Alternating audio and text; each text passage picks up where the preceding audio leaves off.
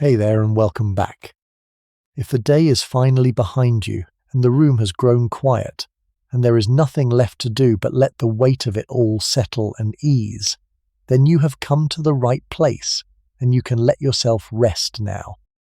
Tonight, I want to take you a long way from wherever you are, back across the better part of 2 centuries, into the most glittering court in 19th century Europe, and into the life of the woman who stood at the very heart of it, a Spanish beauty who rose to become Empress of the French and was, for one dazzling decade, very nearly the most famous figure in the world. This is for anyone who knows that fortune can lift a person impossibly high and then take everything away again, who understands that the brightest lives often carry the deepest shadows, who has ever wondered what it would be to outlive your own golden age and walk on alone into a world that has forgotten it. So let your shoulders fall. Let the cares of the day loosen their hold. There is nothing here you need to follow or remember, only a life to drift alongside as sleep comes gently up to meet you. And by the time her story closes, you will understand how a woman who once opened the Suez Canal as the most celebrated woman alive, who set the fashions of 2 continents and ruled in her husband's place, came in the end to lose her throne, her husband, and her only child, and to spend half a century in black, in quiet exile, keeping faith with a vanished empire and a world that had passed away. Before we step back into her age, I would love to know where you are listening from tonight, and what hour it has reached where you are. Whether it is raining softly against the glass or the night is clear and still, whether the evening is young or the small hours are already upon you, you are welcome to leave a word below if you feel like it, because I do read what you write, and there is a quiet pleasure in knowing the far places these stories drift out to in the dark. If these long journeys into other centuries are something you would like to find your way back to, you are welcome to subscribe, and the next one will come and find you when you need it. There is no hurry about any of it. Just settle in now, and let me carry you back. Picture this: a vast ballroom in a palace at the heart of Paris, blazing with the light of 1,000 candles, the great mirrors throwing back the glow until the whole room seems made of fire and gold. It is a winter evening in the 1860s, and the court of the Second Empire is at the very summit of its splendor. Officers in dress uniform and ministers heavy with decorations move among women in the wide shimmering gowns of the age, the air thick with perfume and music, and the murmur of the most fashionable society on earth. And at the centre of it all, receiving her guests with a grace that no one in Europe could match, stands the Empress, a woman of famous beauty, her shoulders bare, her gown the envy of every court on the continent, the arbiter of taste for half the Western world. She is Spanish by birth, this Empress, married to the nephew of the great Napoleon, and she has climbed from a foreign noblewoman of no royal lineage to the dazzling height on which she now stands. Yet even here, amid all this brilliance, there is a shadow she cannot quite shake, for she is haunted by the memory of another foreign-born woman who once reigned over France from palaces such as this, a woman she half worships and wholly fears, an Austrian princess who came to a terrible end, and whose fate she dreads in her secret heart may one day be her own. Her name is Eugénie. Come with me, and let me tell you how she came to be standing there, and what the years would make of her. Let me set the stage a little more fully, for the world she came to rule was a peculiar and a dazzling one, unlike anything before or since. The Second Empire, as the regime of Napoleon III is called, lasted not quite 20 years, and into those 2 decades it crowded a glitter and an extravagance, a worship of wealth and pleasure and display, that made it one of the most brilliant and one of the most criticized periods in the history of France. It was the age in which Paris became the acknowledged capital of luxury and fashion for the whole Western world, the age of the grand new boulevards and the great department stores and the gas-lit pleasure gardens, of money made quickly and spent freely, of an opulence that struck contemporaries as either magnificent or vulgar according to their temper. It was a regime got up in large part as a spectacle, a perpetual entertainment designed to dazzle the eye and quiet the mind, and at the heart of the spectacle, its living symbol and its brightest ornament, stood the Empress. To preside over such an age, a woman needed beauty and nerve and a certain genius for display, and Eugénie had all three in abundance. She was made for the part she was to play, this Spanish beauty with her fire and her elegance, and for a long bright while she played it to perfection, the radiant centre of a court that existed to be admired and envied. But the very brilliance of that world was a kind of fragility, for it rested on shaky foundations, on an usurper's throne and a borrowed grandeur and a prosperity that could not last. And the glitter that made the empire so dazzling also made it, in the end, so brittle, so apt to shatter at a blow.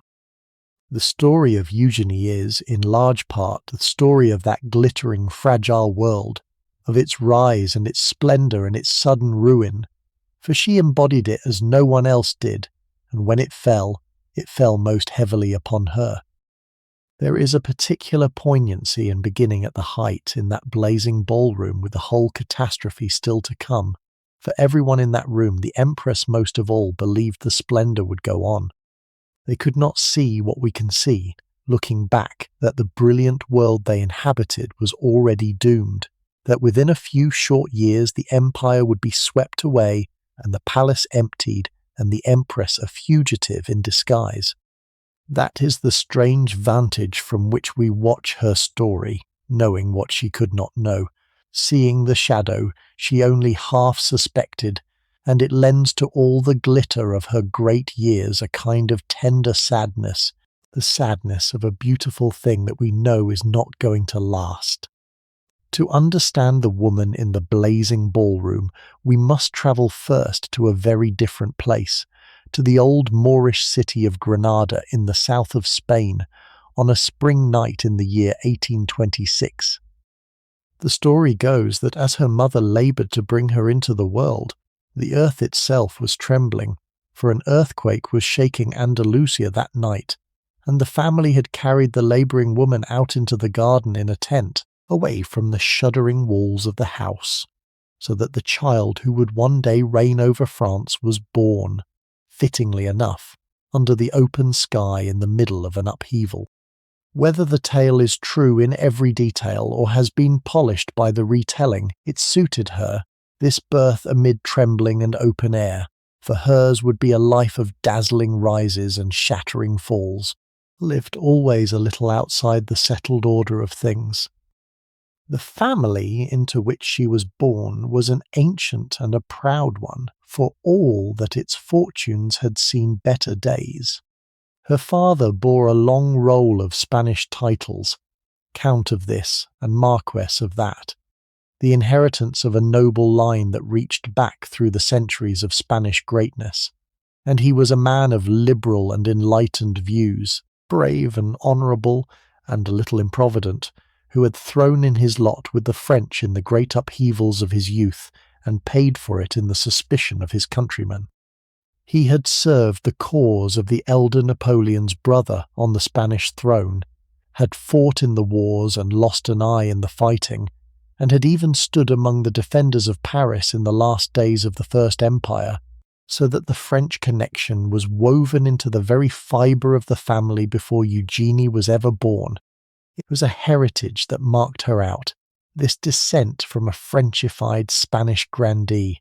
and it pointed her life from the cradle towards France.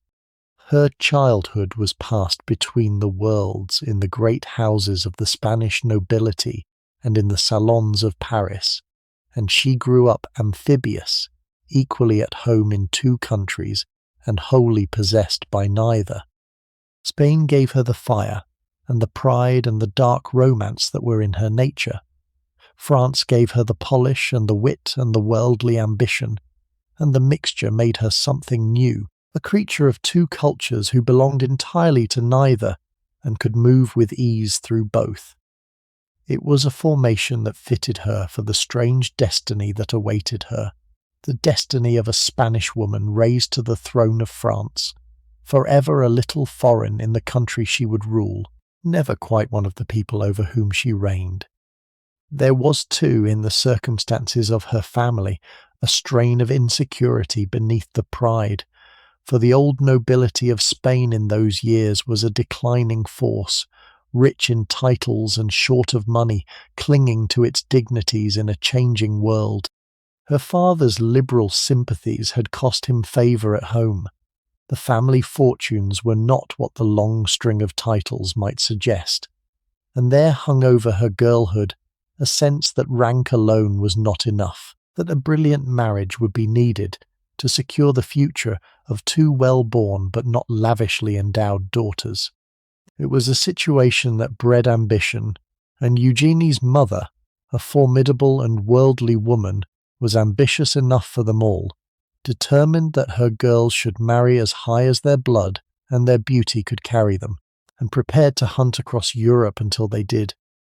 She was born into the old Spanish nobility, the younger of two daughters of a grandee with a long string of titles, the Count of Tiba and later of Montijo, a one-eyed soldier who had lost his eye in the wars and who had made the dangerous choice in his youth of taking the French side. For he was what the Spanish called an afrancesado, a Frenchified man, one of those who had supported the rule of the elder Napoleon's brother on the Spanish throne, and had fought and bled for the French cause, and the choice had made him suspect and unwelcome among his own people once the French were driven out. From her father, then, the child inherited a strain of French sympathy that would shape her whole destiny, and from her mother she inherited something else again, for her mother was the daughter of a Scotsman, a wine merchant from Malaga, who had risen to be the American consul there, so that into the veins of this Spanish noblewoman ran the blood of Spain and Scotland together,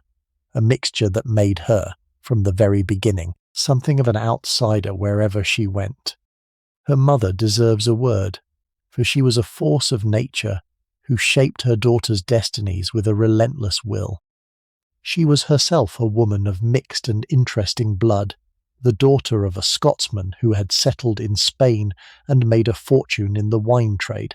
a shrewd, energetic, ambitious woman who had married into the Spanish nobility and meant to push her family as high as it would go. She kept a brilliant house, gathered about her the wits and the writers and the great folk of her world, and devoted herself, with a single-minded determination, to the advancement of her two daughters, whom she carried through the fashionable centres of Europe in a long and calculated campaign to secure them brilliant husbands. She was worldly, managing, and not always scrupulous, and her relations with her younger daughter were not always easy, for the two were too alike in force of will to live together in perfect peace. But it was her ambition, as much as anything, that set Eugénie on the road that led to a throne. There was also a sister, the elder of the two girls, and the bond between the sisters was one of the deep things of Eugénie's life. The elder sister was gentle where Eugénie was fiery, and she married well and early, becoming in time a Spanish duchess, and the two remained close across the miles and the years that separated them. It was a grief to Eugénie, in the midst of her imperial splendour, when this beloved sister died young, carried off by illness in the prime of life, for the sister had been the companion of her girlhood, and the one person who had known her before the grandeur, who remembered the Spanish countess behind the Empress of the French. The loss was one of the private sorrows that ran beneath the public glory, a reminder, even at the height, that fortune gives nothing without taking something away. And through all the moving about and the marriage hunting and the family tensions, the young Eugénie was forming into a striking and singular person, neither quite Spanish nor quite French, neither wholly an aristocrat of the old school nor wholly a creature of the new bourgeois age, but something all her own. She had the pride of the grandee and the energy of the self-made, the romance of Spain and the polish of Paris, and a boldness and independence of spirit that were unusual in a young lady of her time. She was being shaped by her mixed blood and her wandering girlhood and her formidable mother into exactly the kind of woman who could seize the extraordinary chance that fortune was about to offer her and ride it to the very summit of the world. Her childhood was not a settled one, for the troubles of Spain drove the family abroad while she was still a girl, and she grew up in part in Paris, where her mother took her daughters to be educated, and in time, to be advantageously married. She was sent to fashionable convent schools and for a while to a school in England as well, and she acquired the polish and the languages of a young lady of the European upper class, moving between Spain and France and learning early to be at home everywhere and wholly rooted nowhere. The family kept a brilliant salon frequented by writers and wits, and among the friends of the house was the celebrated author Prosper Mérimée, who took a fond interest in the lively Spanish girls and helped to shape the mind of the younger one, so that she grew up clever, well-read, and quick, with a vein of romance and a taste for the dramatic that never left her. Oh, what her schooling could not give her, her mother's brilliant salon supplied, for the household was a gathering place of writers and clever men, and the talk that swirled about her from childhood did more to form her than any lesson. She grew up listening to the conversation of accomplished people, absorbing ideas and opinions far beyond the usual range of a young girl, and the result was a mind unusually furnished and unusually independent, quick to judge and unafraid to differ. Her spelling, it is true, remained uncertain to the end of her days, and she was never in any formal sense a learned woman, but she had something better than mere learning, a lively and original intelligence, a real curiosity about the world, and a romantic imagination fed on history and poetry that gave her, even as a girl, a vividness and a force that no list of accomplishments could ever have supplied. The deepest intellectual influence of her girlhood came not from her schools but from the brilliant circle that gathered in her mother's salon, and above all from the celebrated writer who was the great friend of the house. He was one of the finest authors of his age, a man of cool wit and wide learning, and a romantic imagination beneath his ironic surface, and he took a fond, half-paternal interest in the two lively Spanish girls, telling them stories, guiding their reading, and helping to form the mind of the younger one in particular. From him she absorbed a love of literature and history, a feeling for the romance of the past, and something of that taste for the dramatic and the grand that would later show itself in her devotion to the memory of Marie Antoinette and in the whole theatrical splendour of her court. He remained her friend for the rest of his life, a link to the world of her girlhood, and he lived, fortunately for him, to die before the catastrophe overtook the empire he had watched her ascend to. What emerged from all this by the time she came to womanhood was a young person of unusual range and spirit, equipped with the languages and the graces and the social ease of the international aristocracy, but with something more besides, a fire and a force, and an imaginative reach that lifted her above the common run of well-bred young ladies. She could ride and dance and converse in 3 languages. She could hold a room with her beauty and her wit. She had read widely and thought for herself, and formed strong opinions that she was not afraid to voice. She was, in short, no mere society doll, but a woman of real character and real capacity, and it was this, as much as her famous beauty, that would in time make her a figure of consequence in the world, and not merely an ornament upon a throne. She was, by every account, a spirited and headstrong child who grew into a striking young woman.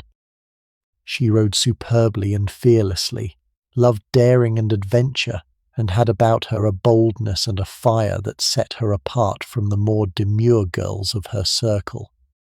As she came into her beauty, she became something of a sensation in the society of Madrid and Paris, admired everywhere for her colouring and her grace, her reddish gold hair and her fine shoulders and the famous blue of her eyes. But she was no mere ornament, for behind the looks was a strong will and a proud, almost reckless spirit, and an early disappointment in love when a man she had cared for married her own sister, is said to have hardened something in her and taught her to guard her heart and to play, thereafter, the part of the brilliant and unattainable coquette. Her loveliness, which was to be so large a part of her destiny, deserves to be described, for it was loveliness of a particular and a celebrated kind. She was tall and finely made, with the famous white shoulders that the painters loved, and a colouring that was much admired in an age that prized fairness, reddish gold hair, and a clear complexion and eyes of a remarkable blue, set in a face of classical regularity.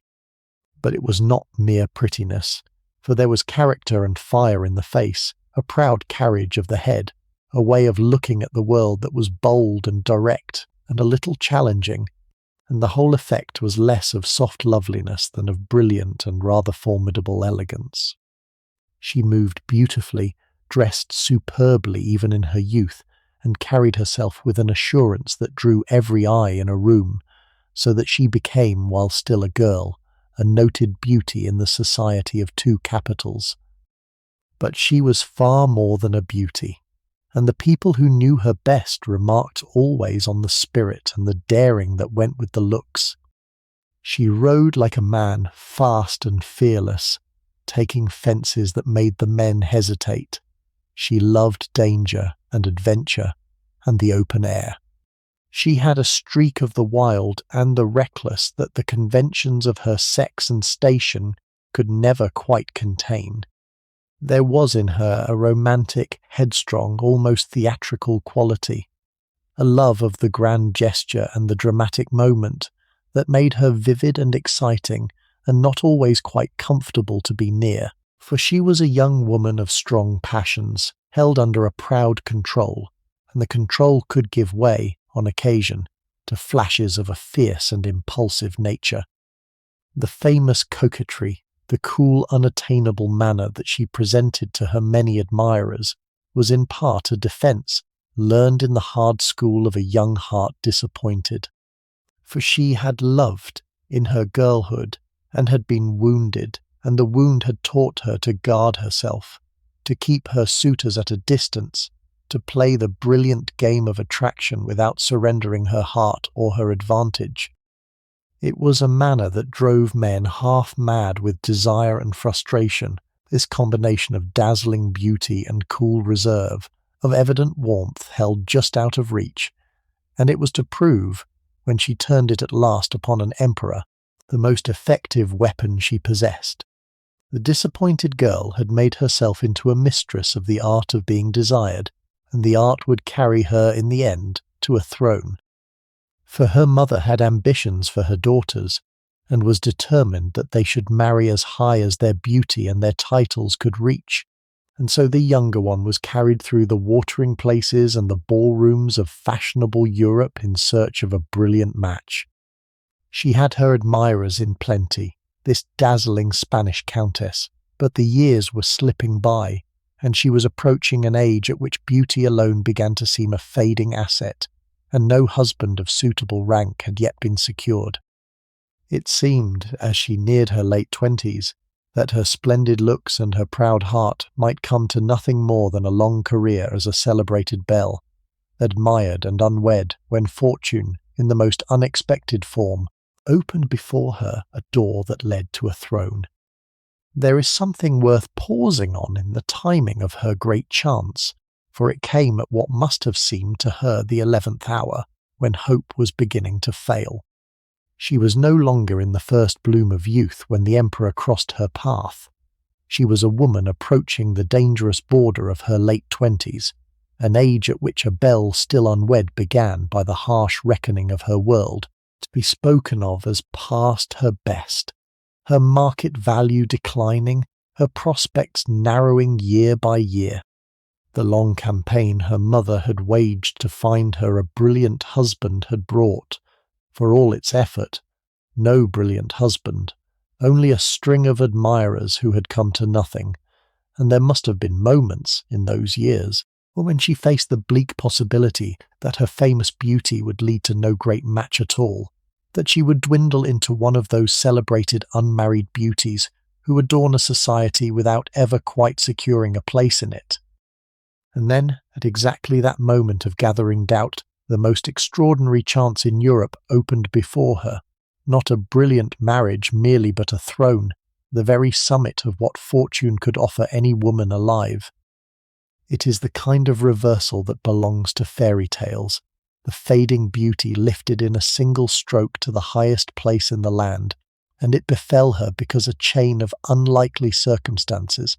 the rebuffs the emperor had suffered from the royal houses, his own romantic temperament, her own iron self-command, had combined to make possible what could never have been planned. She had not schemed her way to a throne,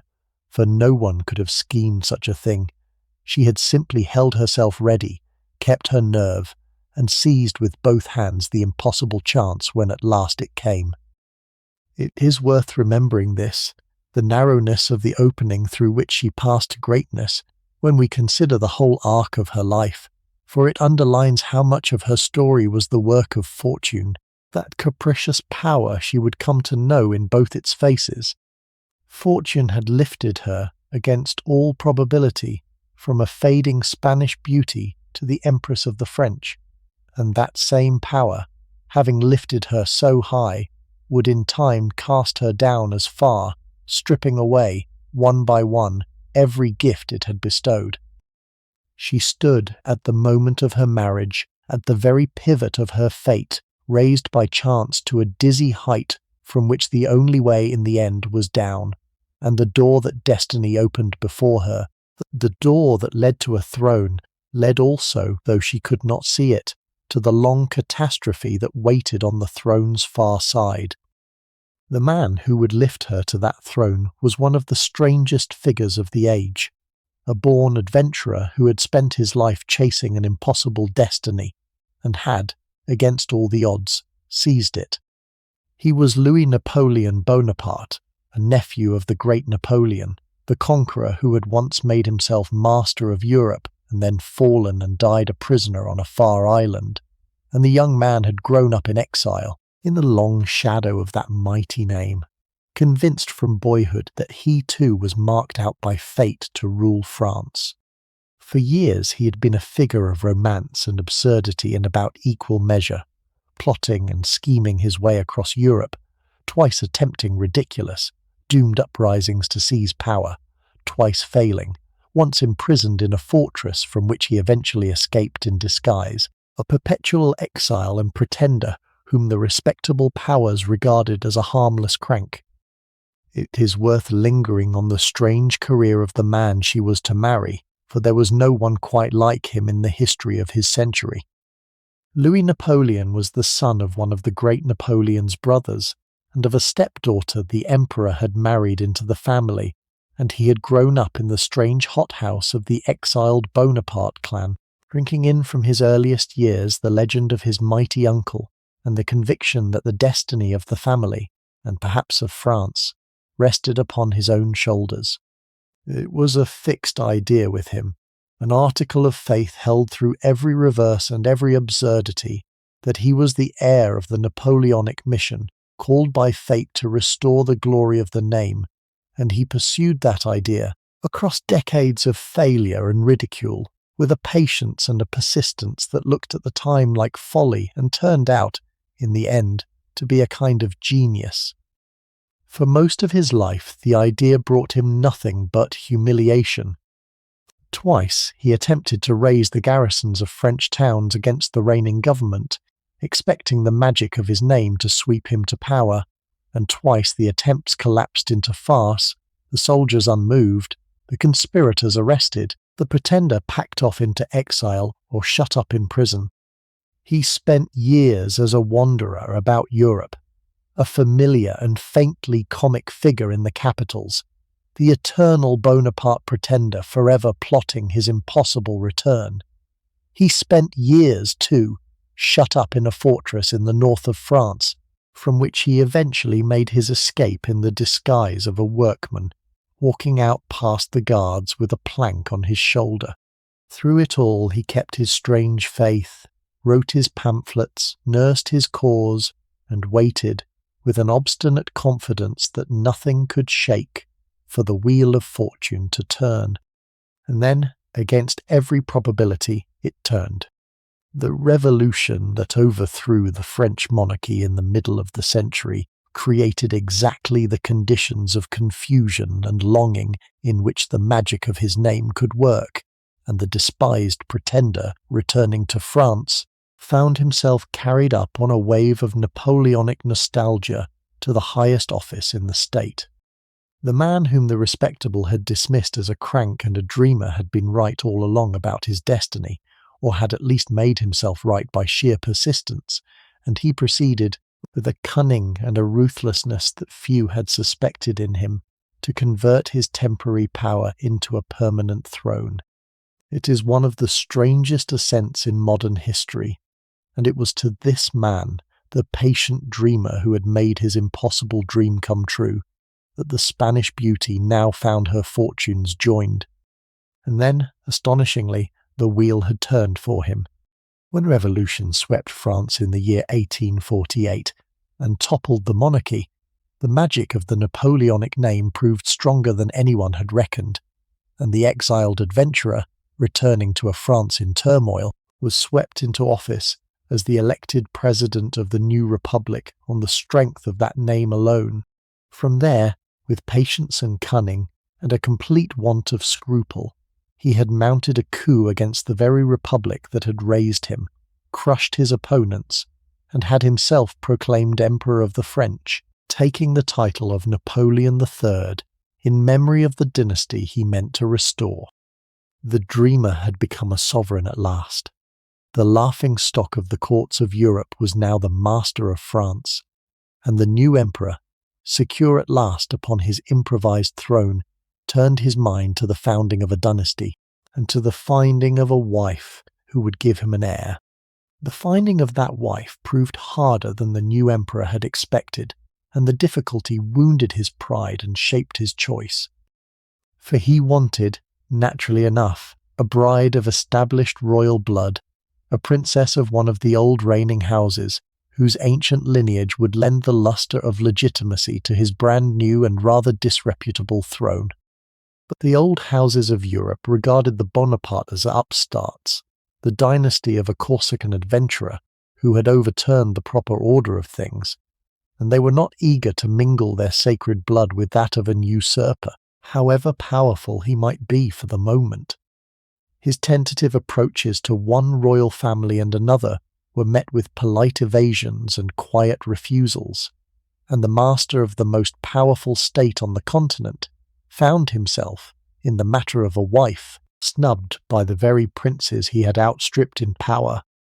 These rebuffs left their mark, and they helped to explain the choice he finally made, for there was an element of defiance in it, a turning of necessity into a kind of proud gesture. If the royal houses would not have him, he would do without them. He would choose a wife for her beauty and her qualities rather than her quarterings, and make a virtue of marrying for love rather than for dynastic advantage. It was a decision that flattered his romantic self-image, and that suited, as it happened, the inclination into which he was rapidly falling, for the woman who had caught his eye was beautiful enough, and proud enough to make the gesture seem not a humiliation, but a triumph. And so the snobbery of the courts of Europe, which had refused him a princess, drove him towards the Spanish countess, and made possible the most improbable elevation of the age. Had one of the old royal families consented to give him a daughter, Eugénie would have remained what she was, a celebrated beauty of the Paris drawing-rooms, admired and unwed, and sliding slowly towards a brilliant spinsterhood. It was the refusal of the princesses that opened to her the door of the throne. There is a kind of justice in it that the pride of the old order, in spurning the parvenu emperor, should have handed his crown to a woman of no royal blood at all, and helped to make an empress of a Spanish girl whom those same proud houses would come, in time, to receive as one of the great sovereigns of Europe. His search for a bride did not go smoothly, for though he was now an emperor, he was an upstart emperor, the head of a brand new dynasty sprung from an usurper's coup, and the old reigning houses of Europe looked down their noses at the parvenu Bonaparte and were in no hurry to give him their daughters. He had hoped to marry a princess of established and ancient birth, to lend his new throne the lustre of an ancient name, and he had been quietly rebuffed more than once, turned down by families who thought their daughters too good for the nephew of a Corsican adventurer.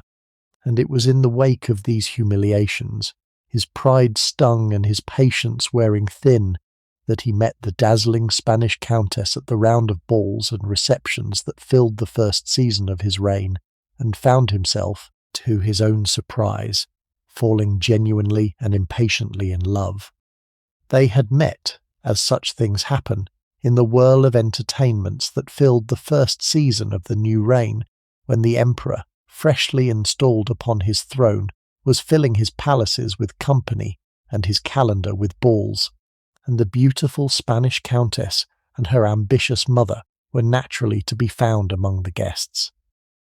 He noticed her at once, for she was hard to overlook, the most striking woman in any room she entered,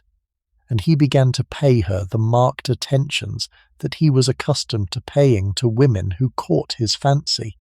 The court watched with interest and with no little malice, for the emperor's amours were famous, and the general expectation was that the dazzling foreigner would shortly become the latest in his long succession of mistresses, enjoy her brief season of favour, and be discarded in her turn. But it did not fall out so, and the reason was the countess herself, who had not the smallest intention of being any man's mistress, not even an emperor's. She understood, with the cool clear-sightedness that underlay all her romance, that the one thing she had to offer, her beauty, was also the one card she must on no account throw away cheaply, and that to yield to the emperor's pursuit would be to ruin herself for the brilliant marriage that was her whole ambition. So she met his advances with a perfect, maddening combination of warmth and reserve, drawing him on and holding him off, charming and eluding him by turns, until the experienced seducer found himself, to his own astonishment, not the pursuer, but the pursued, caught in a game whose rules the woman was setting. The more she withheld herself, the more inflamed he became, for he was a man easily bored by easy conquests and powerfully drawn by what resisted him, and the Spanish beauty resisted him as no woman of his court had ever dared. What had begun as another casual amour deepened, under the spur of frustration, into a real and impatient passion, the more intense for being denied, until the emperor found that he could not have this woman on the usual terms, and could not bear to do without her at all. He was falling, against all his habits and all the advice of his counsellors, genuinely in love, and the only door that stood open to him was the one door he had not meant to use, the door of marriage, towards which the cool and patient countess was steadily, deliberately drawing him. She, for her part, played her hand with extraordinary nerve. The emperor was a notorious pursuer of women, accustomed to easy conquests, and he pressed his attentions on the beautiful countess in the expectation, no doubt, of another. But she would not be conquered. With perfect composure, she kept him at arm's length, declining to become merely the latest of his mistresses, holding her ground with a coolness that only inflamed his desire, until at last, the story goes, when he asked her by what road a man might reach her heart, she answered him with magnificent self-possession that the way to her chamber lay through the chapel. She would be his wife, or she would be nothing to him. There was no other path, and the Emperor of the French, accustomed to taking what he wanted, found himself fairly caught, outmaneuvered by a will as strong as his own, and resolved, against all the advice of his ministers, to make the untitled Spanish beauty his empress. It is worth pausing on the nerve and the calculation of what she did, for it was a performance of extraordinary coolness under the most dazzling temptation. Here was a woman approaching the dangerous edge of her youth, her great asset beginning, by the cruel arithmetic of her age, to seem a fading one. And here was the master of France pressing upon her every inducement that wealth and power could offer, if she would only consent to be his mistress. The easy course, the course that 99 women in 100 would have taken, was to yield, to enjoy the splendour and the favour while they lasted, and to take her chances on the future. She did not take it. With a self-command that is almost frightening to contemplate, she refused the certain and immediate splendour for the chance of the far greater prize, staking everything on the gamble that she could bring the emperor not to her bed, but to the altar. The famous answer she is said to have given him when he asked by what way he might reach her, that the road to her chamber lay through the chapel, was the perfect expression of her strategy, a declaration that there was no path to her save the one path of marriage. It was a bold, almost an insolent thing to say to an emperor, and it might have ended the affair in offence and dismissal. That it did not, that it served instead to bring him to the point, is a measure of how completely she had read her man and how thoroughly she had captured him. She had judged rightly that his pride and his passion together would not let him give her up, and that the only way he could possess her was the way she had chosen to allow. It was in its way a triumph of will and intelligence as much as of beauty, and it set the pattern of her whole career, in which a proud and calculating mind worked always beneath the brilliant surface. She had wanted a throne, and she had played for it with the only pieces she possessed, her beauty and her virtue and her iron self-control, and she had won against odds that would have daunted a less determined spirit. The court might sneer that she had trapped the emperor, and in a sense she had, but it was a trap baited with genuine virtue and sprung by genuine strength of character, and the woman who had laid it was no mere adventuress but a person of formidable will, who had seen her chance and seized it with both hands and would not let it go. The match horrified the court and scandalized the chancelleries of Europe. To the great families it was an outrage that the throne of France, even a Bonaparte throne, should be given to a foreign adventuress of no royal blood, a Spanish countess whose chief assets were her looks and her ambition. The emperor's ministers were appalled, the diplomats sneered, and the gossip ran that he was throwing himself away on a fortune-hunting beauty. But the emperor was in love, and he was an emperor, and he silenced the objections with a proud public declaration that he preferred a woman he loved and respected to an unknown princess of a foreign house, that he came of the people and was not ashamed to owe his throne to his own efforts, and that he had chosen a wife who would be an ornament to his court and a mother to his line. And so, in the depth of the winter, the marriage went forward. The wedding was staged as a calculated answer to all the sneering, a deliberate magnificence meant to clothe the upstart dynasty in the borrowed splendour of an ancient throne.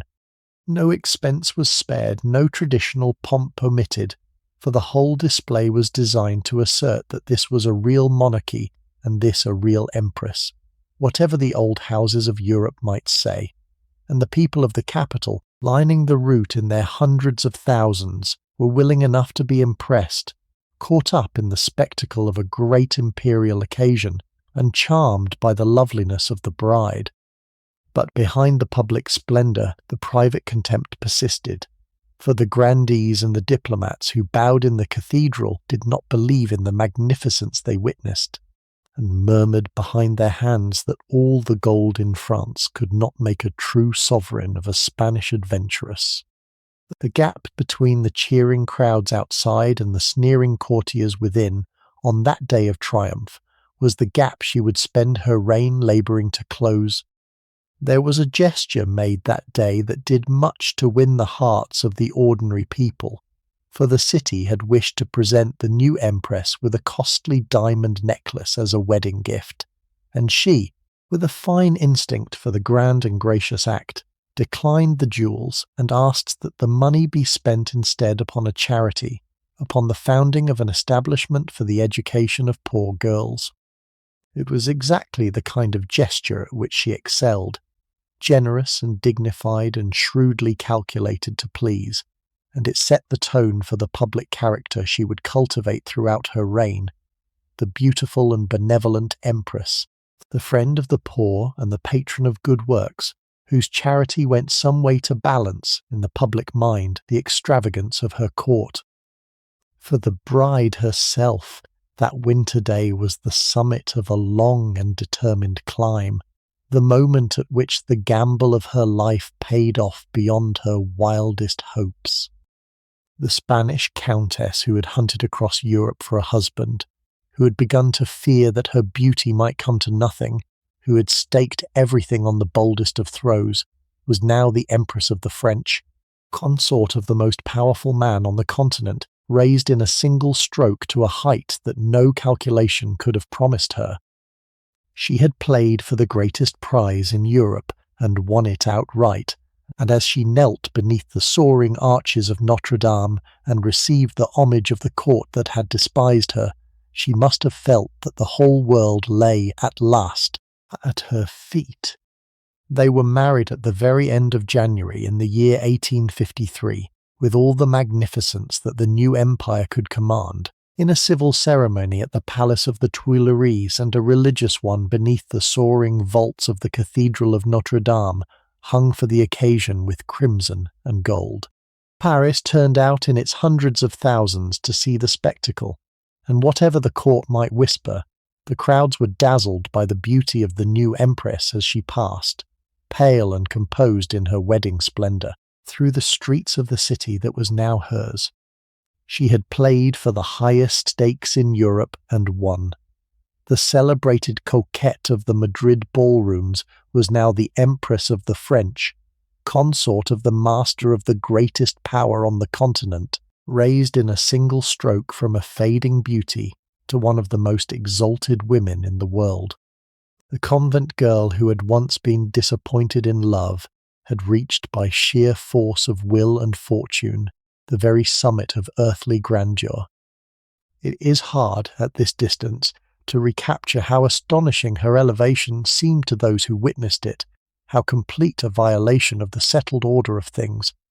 Thrones, in that age, were the property of a small closed caste of royal families who married only among themselves, passing their crowns and their blood from one royal house to another in a sealed circle that admitted no outsiders. And for a woman of no royal blood at all, a Spanish noblewoman, however ancient her line, to be raised to one of the great thrones of Europe, was a thing almost without precedent, an intrusion into the sacred circle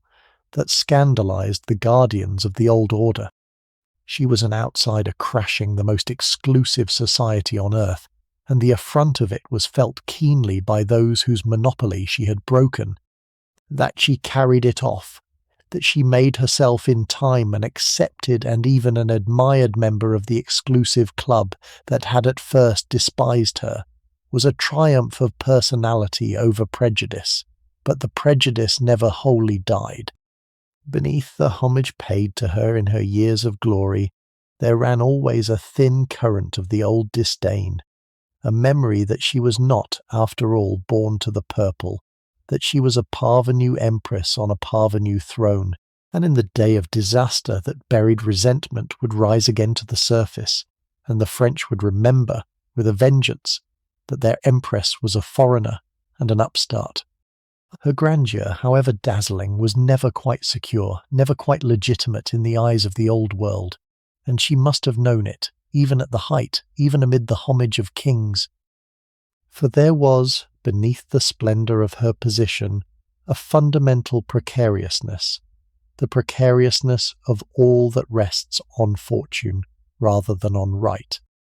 A born queen might fall and still be a queen, her blood unalterable whatever her circumstances. But Eugénie was empress only so long as the strange empire that had raised her endured, and her grandeur was bound up wholly with the fortunes of her husband's improvised throne. When that throne fell, she would fall with it utterly, with nothing to catch her, no ancient right or royal blood to fall back upon, simply a foreign adventuress whose adventure had ended, and the very completeness of her rise, from nothing to the summit, measured the completeness of the ruin that awaited her, should the wheel of fortune ever turn. She had reached the very summit of earthly grandeur, but she had reached it by a ladder that could be kicked away, and the height that dazzled all who beheld it was also, though none thought of it then, a measure of how far there was to descend. Her task now was to make herself worthy of the height to which she had climbed, and in this, for all the doubts of the court, she succeeded brilliantly. The new empress threw herself into her role with energy and intelligence, determined to silence the sneers and to be, in fact as well as in name, a great consort.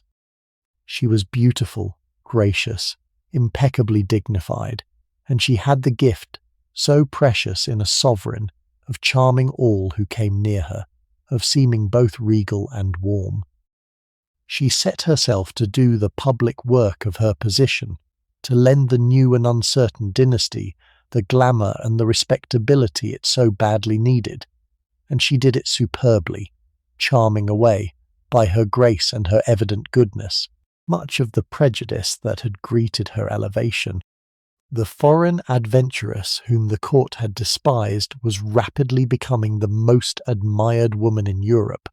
the radiant centrepiece of the most brilliant court of the age, and the doubters were for the time being silenced. The conquest of the court was perhaps her most impressive early achievement, for she had against her, at the start, almost everyone who mattered. The old aristocracy held aloof, contemptuous of the parvenu dynasty and its foreign upstart empress. The ministers and the men of affairs doubted her judgment and resented her influence. The gossips of the salons sharpened their tongues on the adventuress who had trapped an emperor. She faced, in short, a hostile and a watchful world, ready to pounce on any false step, eager to see the Spanish countess fail in the great role she had so boldly seized. And she answered them not with defiance, but with a sustained and brilliant display of exactly the qualities they had denied her, with grace, dignity, charm, and an evident goodness of heart that slowly, surely wore down the prejudice against her. She had above all the supreme gift of the great hostess and the great consort, the ability to make every person she spoke to feel singled out and valued, to combine the majesty of her position with a warmth that put people at their ease. She presided over her enormous court with faultless dignity, never putting a foot wrong in the elaborate ceremonial of her position, and yet she could unbend too, could be gay and witty and kind, could win the devotion of those around her by the genuine sweetness that underlay the imperial manner. She worked hard at the public duties of her station, at the endless receptions and audiences and charitable visitations, and she performed them superbly, lending to the new and uncertain dynasty exactly the glamour and the respectability it needed. Bit by bit, the hostility gave way to admiration, and the adventuress became the idol of the very society that had despised her. The doubters could not deny that she looked every inch an empress, that she carried her exalted position with a grace that many a born princess might have envied, that she was charitable and devout and devoted to her duties. The prejudice did not vanish entirely, for there would always be those who remembered that she was a foreigner and an upstart, and in the day of disaster the old resentments would come flooding back. But with the long, bright years of the empire's glory, she reigned over French society as its acknowledged queen, the most admired and imitated woman in Europe, and the sneers of her early days were, for the time, forgotten. Part of what won her the public, and what balanced in the popular mind the extravagance of her court, was the real and active charity to which she gave herself throughout her reign. She was no mere idle ornament, content to be admired. She threw herself into good works with the same energy she brought to everything, founding and supporting charitable institutions, visiting hospitals and asylums, taking up the cause of the poor and the suffering with a warmth that was genuine and not merely for show. She revived an old charity for the help of poor mothers that had lapsed since the days of the monarchy, and managed it with real care. She gave generously of her own great wealth. She made the relief of distress a regular part of her imperial duties, so that the beautiful and extravagant Empress was also, and truly, a benefactress of the unfortunate. There was one occasion above all that showed the courage of her compassion, when a deadly epidemic was raging through Paris and the people were dying in their thousands, and the Empress, careless of her own safety, went among the sick to visit the cholera wards and comfort the afflicted. It was a brave thing to do, for the disease spared no rank and the danger was real, and great folk did not commonly expose themselves so. But she went, moved by a genuine pity, and perhaps by that same fearless spirit that had carried her through the night of the bombs, and the people did not forget it. The sight of their beautiful Empress moving among the dying, heedless of the contagion, did more to win their hearts than all the splendour of her court, and it gave the lie, for a while at least, to those who would have painted her as merely a frivolous creature of luxury. These were not isolated gestures, but the steady expression of a real and active benevolence that ran all through her years of power, a counterweight to the extravagance and the pride. She had her faults and her enemies made the most of them, but hardness of heart towards the suffering was not among them, for she felt a true compassion for the poor, and acted upon it, lending the prestige of her position and the weight of her purse to the relief of distress. It was this, as much as her beauty and her elegance, that bound the ordinary people of France to her in the years of her glory, and that made her fall, when it came, a grief to many who had loved the beautiful Empress who visited the sick and befriended the poor. And it is right in weighing her life to set this real and lasting charity in the balance against the glitter and the vanity, for it was as truly a part of her as they were. The world over which she now presided was one of the most glittering that Europe has ever seen, and for a decade and more she reigned as its undisputed queen. The court of the Second Empire was a thing of calculated magnificence, a deliberate spectacle of wealth and elegance got up to dazzle France and the watching world, and the Empress was its brightest jewel. There were the great state balls at the Tuileries, where thousands of guests moved through candlelit galleries. There were the long autumn house parties at the Château of Compiègne, where favoured guests were invited in series to hunt and dine and dance for days together. There were summers at the seaside and at the country palaces, a perpetual round of entertainment and display, conducted on a scale of luxury that drew the envy of every court in Europe. And all the while, around this gilded life, the city of Paris itself was being made over into the most beautiful capital in the world, its medieval tangle swept away, and replaced with the broad boulevards and grand facades and sweeping vistas that we know to this day, so that the splendour of the court was matched by the splendour of the city that contained it. The high season of that court was the long golden autumn at the country palace of Compiègne, and the picture of those gatherings gives the very flavour of the age. Each year, when the Paris season was over, the imperial couple would remove to the great chateau in its forest, and there, through the weeks of autumn, they entertained a succession of carefully chosen guests, brought down in series of 100 or so at a time for a week of hunting and feasting and amusement. To be invited to one of these series was a mark of the highest favour, sought after by all the world of fashion and politics and art, and the guests, summoned by imperial command, would arrive to find every luxury that wealth and ingenuity could provide laid on for their pleasure. There were the great hunts in the forest, the elaborate dinners, the theatricals and the dancing and the games, the whole apparatus of imperial hospitality deployed on a scale that few private fortunes could have matched. The Empress was the soul of these gatherings, devising the entertainments, leading the amusements, setting the tone of brilliant and slightly feverish gaiety that marked the court at play.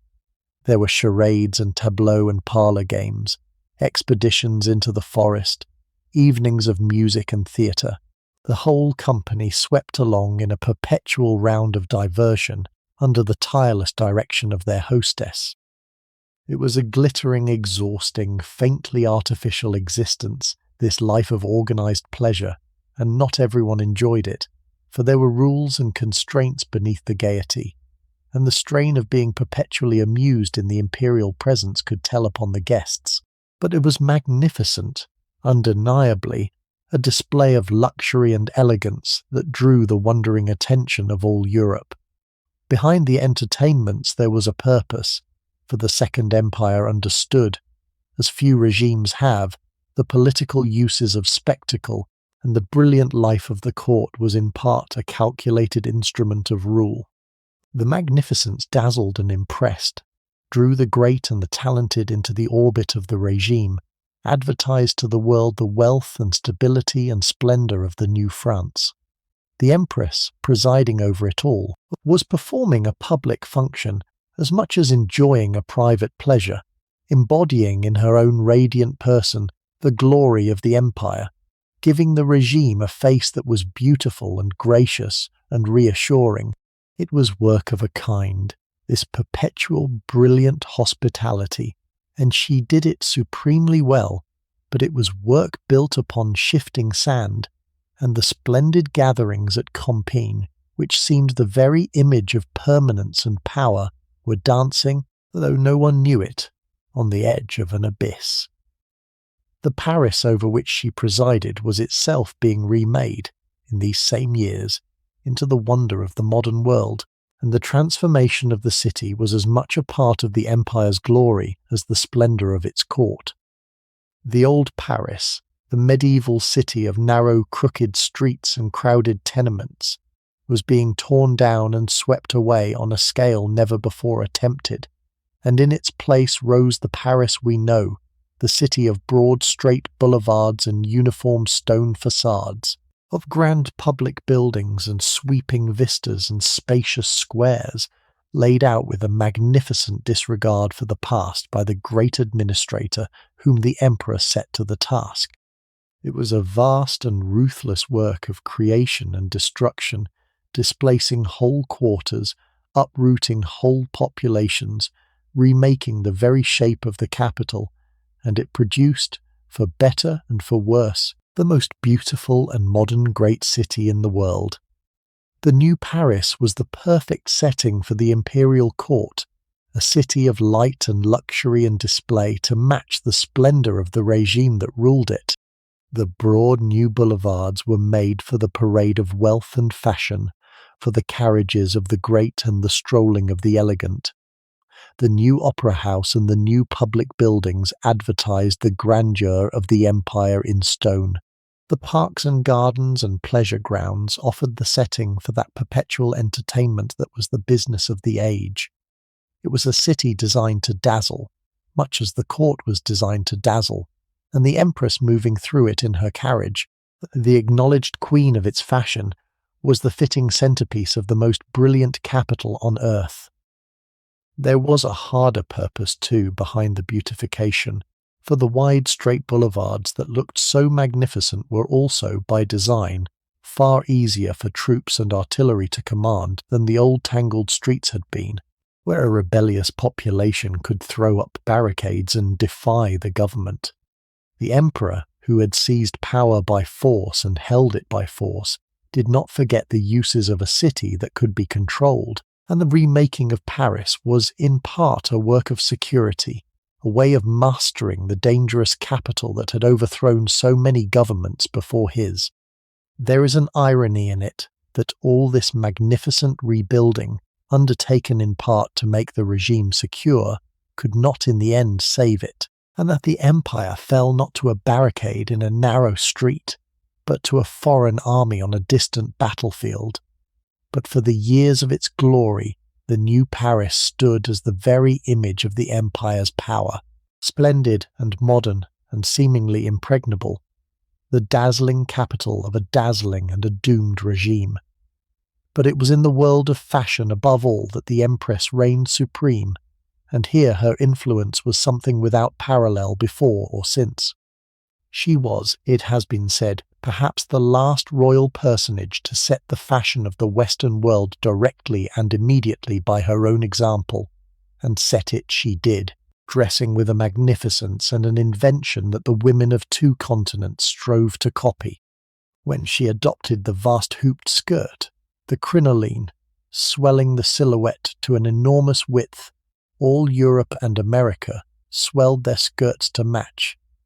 And years later, when she and her favourite designer wearied of the crinoline and replaced it with a slimmer line gathered behind into a bustle, the whole fashionable world changed its shape again at her command. Her colours, her hairstyles, her very whims were reported in the ladies' journals of every country and imitated in every drawing-room. A shade of blue was named for her, a way of dressing the hair was called after her, and her portrait hung in shop windows from London to New York, as though she were the patron saint of elegance itself. The instrument of her fashionable supremacy, in the great years, was that vast and faintly ridiculous garment, the crinoline, the cage of hoops that swelled the skirts of the age to an enormous and ungovernable width. It was a new thing when she took it up, a light framework of steel hoops that held the skirts out far beyond what any number of petticoats could achieve, and when the Empress adopted it and appeared in skirts of an unprecedented breadth, the whole female world rushed to follow, until the drawing-rooms and ball-rooms of two continents were filled with women swaying about in these great bells of silk. The fashion had its absurdities, for a lady in full crinoline could scarcely pass through a doorway, could not sit down without elaborate management, took up the space of 3 ordinary mortals, and was in some danger, if she came too near a fire, of going up in flames, but absurd or not, it reigned for a decade, and it reigned because the Empress had decreed it. The sheer scale of her wardrobe, and the iron discipline with which it was managed, give some measure of the seriousness with which fashion was taken at her court. She changed her costume many times in the course of a single day, a different toilette for the morning, and the promenade and the afternoon reception and the dinner and the evening, each one a distinct and elaborate creation, and she held to the rule, enforced throughout her court, that no lady should ever be seen twice in the same gown, a rule that put the ladies of the imperial circle to ruinous expense, and that was none the less obeyed, for to break it was to risk the imperial displeasure. There is a story, much repeated, of a foreign lady banished from the imperial receptions for the crime of appearing in an unsuitable dress, and whether or not it is true in every particular, it captures the deadly seriousness of the game, the way that dress at that court was not a frivolity, but a matter of standing and ambition and rivalry, conducted under the eye of an empress, who was its acknowledged arbiter. It is easy to mock all this. The empire of silk and steel, the solemn devotion to the cut of a sleeve and the set of a skirt, and contemporaries did mock it, the satirists making merry with the monstrous crinolines and the endless gowns. But there was a kind of genius in it too, and a kind of power, for the Empress understood, as few have, the political and commercial uses of fashion, the way that her own elegance advertised the luxury trades of France, drew the wealth of the world to Paris, and lent to the empire an aura of glamour that was worth, in its way, a good deal more than it cost. She made of her own person a kind of national industry, and the silks and laces and jewels that she displayed sold the products of France to the women of every nation, so that her vanity, if vanity it was harnessed to the prosperity of her adopted country, and her love of dress became, improbably, an affair of state. It is worth remembering, too, that the glittering court was only the brightest surface of a society that had its darker and its tawdrier sides, and that the splendour over which the Empress presided coexisted with much that was less lovely. The Second Empire was an age of sudden fortunes and feverish speculation, of money made overnight in railways and finance and the rebuilding of Paris, and with the new wealth came a new and showy class of the rich eager to spend and to display, that gave the period its reputation for vulgar extravagance. It was an age, too, of a famous and conspicuous demi-monde, of celebrated courtesans who rivalled the great ladies in luxury and outshone them in notoriety, a whole glittering underworld of pleasure that flourished alongside the official splendour, and was, in its way, as characteristic of the time. Over this other Paris, the Paris of the speculators and the courtesans and the pleasure-seekers, the Empress had no dominion, and for it no taste,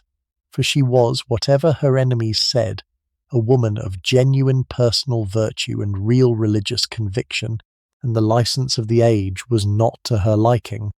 She presided over the official court, the world of ceremony and rank and respectable magnificence, and she kept that world by her own example more decorous than it might otherwise have been. But she could not change the spirit of the age, the worship of money and pleasure that ran beneath the imperial glitter, and she was unfairly tarred, in the eyes of posterity, with the vices of a society whose extravagance she shared, but whose immorality she did not. There is an irony in this, that the Empress, who was personally pious and faithful and charitable, should have become in the popular imagination a symbol of the very frivolity and excess that she did not share, the figurehead of an age of luxury whose deeper corruptions were foreign to her nature. She loved splendour, certainly, and dress and display, and she gave the age its glittering public face, but the harder charges that were laid against the Second Empire, the speculation and the licence and the moral rot, belonged to a world she ruled only in appearance, and she carried, in the judgment of history, a heavier share of blame for the spirit of her time than her own conduct deserved. It was part of the price of being the visible symbol of an age, that she should be held to answer for all of it, the shadow as well as the shine. It was the Empress, more than anyone, who made the fortune of the man who is remembered as the father of high fashion, the couturier whose house she patronized and raised to glory. He became her favoured dressmaker, and in time the official supplier of her court, and together they invented something new in the world, the figure of the great designer, as artist and dictator of taste, whose creations the wealthy of the earth would pay any price to wear.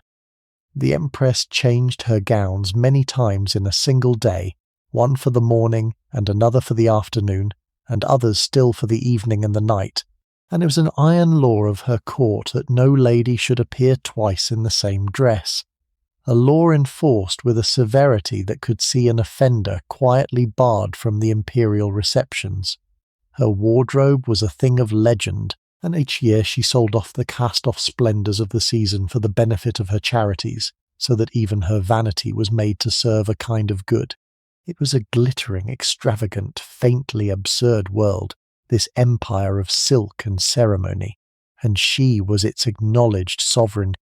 The man who clothed her, and whom she raised from obscurity to glory, was an Englishman settled in Paris, the draper's assistant of genius, who became, under her patronage, the first of the great fashion designers and the founder of an entirely new kind of trade. Before him, the making of fine clothes had been a craft. The dressmaker, a humble tradesman who executed the orders of her clients, he transformed it into an art, and himself into an artist, a dictator of taste, before whom the wealthiest women of the world humbly presented themselves to be told what they should wear. It was the Empress who made his fortune, taking him up when he was still a newcomer, making him the supplier of her court, wearing his creations before the eyes of the watching world. And he repaid her by dressing her in triumphs of his art and by spreading, through her, the fame of Paris as the unrivaled capital of fashion. Together, the Empress and her couturier exercised between them a kind of joint sovereignty over the appearance of the Western nations, and the decisions they made in the fitting rooms of Paris were obeyed in the drawing rooms of a dozen countries. When the two of them, wearying at last of the great hooped skirts that had reigned so long, agreed together that the crinoline had had its day and devised a new shape, slim in front and gathered behind into a bustle, the fashionable world changed its silhouette at their command, abandoning in a season the fashion of a decade. It was an extraordinary power to wield, this power over the very shape of women's bodies as they appeared in society, and it was wielded from Paris by an English designer and a Spanish empress over the women of France and Britain and Germany and America alike. The system they created outlasted them both, for the figure of the great couturier, the artist dictator of fashion whose house dresses the rich of the earth, was their joint invention, and it has dominated the realm of clothes from that day to this. The Empress, in making the fortune of her designer, helped to found the whole modern industry of high fashion, with its famous houses and its seasons, and its dictating of styles from the workrooms of Paris. And long after her empire had fallen, and her glory had faded, the trade she had helped to create went on, a more durable monument, perhaps, than any she intended. There is an irony in it, that the most lasting consequence of all her brilliant reign should have been not political at all, but a matter of dressmaking, the elevation of the couturier, and the crowning of Paris as the eternal capital of fashion. Beyond the gowns, the whole material setting of her life was one of extraordinary richness, and it has left its trace in the images and objects that survive her. She was a great collector and wearer of jewels, possessed of a celebrated treasure of diamonds and pearls and precious stones, some of them historic gems with long pedigrees, which she wore with a magnificence suited to her position, and which formed in those days before the fall a glittering part of the imperial display.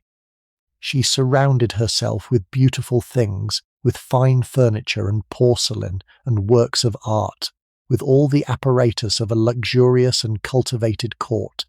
and she understood, as a modern figure of fashion understands, the power of the image, sitting for the great painters of the day, and for the new photographers whose pictures of her spread her famous face across the world. It is largely through these images that she lives for us now, the portraits and the photographs that fixed her beauty at its height and carried it down to later ages.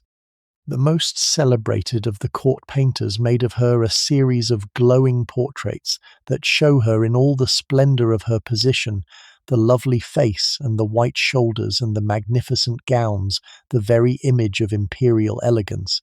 and the photographers, plying their new art, multiplied her likeness in countless cards and prints that were bought and treasured by admirers across the world. She was one of the first great public women of the age of the photograph, her face known to millions who would never see her, an early example of that modern phenomenon, the famous beauty whose image is public property, a day. There is a certain irony in the survival of all this glittering material evidence, for it preserves her forever at the height of her fortune, in the splendour that was so soon to be swept away. We see her, in the portraits and the photographs, as her own age saw her, the radiant empress in her jewels and her silks, with no shadow yet upon her, no hint of the ruin to come, and the gap between that dazzling image and the long sorrow that was her real destiny gives the surviving likenesses a poignancy their makers never intended. The beautiful woman in the glowing portrait did not know that her empire would fall, that she would lose her husband and her son, that she would spend half a century in black mourning the wreck of everything the portrait celebrates. And we, who do know it, cannot look at her pictured splendour without a kind of pity, seeing in the image of her triumph the seed of all her grief. Yet beneath the glitter there ran in her a darker and more fateful preoccupation, for the Empress was haunted, all through her years of splendour, by the memory of another woman who had once reigned over France. She was fascinated to the point of obsession by the figure of Marie Antoinette, the Austrian princess who had been Queen of France in the last days of the old monarchy and had died beneath the guillotine in the Revolution. And the more she contemplated that tragic queen, the more deeply she identified herself with her. Both were foreign-born women raised to the French throne. Both were beautiful, fashionable, and resented for their foreignness and their extravagance. And Eugénie, brooding on the parallel, seemed to feel across the years a kind of kinship with her doomed predecessor. She collected the furniture and the relics of Marie Antoinette, revived the styles of her age, made a shrine of the little palace of the Trianon that the lost queen had loved, and mounted exhibitions in her memory until the court itself took on something of the flavour of that vanished world. It was a strange devotion, half reverent and half fearful, and there were those who found it unlucky, this brooding of one foreign empress upon the fate of another, as though Eugénie were rehearsing, in her fascination, a destiny she dreaded and could not look away from. The depth of her devotion to the memory of the lost predecessor is hard to exaggerate, for it amounted to something very near a private religion, and it coloured the whole of her imperial life. She gathered about her the relics and the furniture of Marie Antoinette, hunting down the pieces that had once been hers and surrounding herself with them, so that she lived, in a sense, amid the very objects of the woman whose fate she dreaded.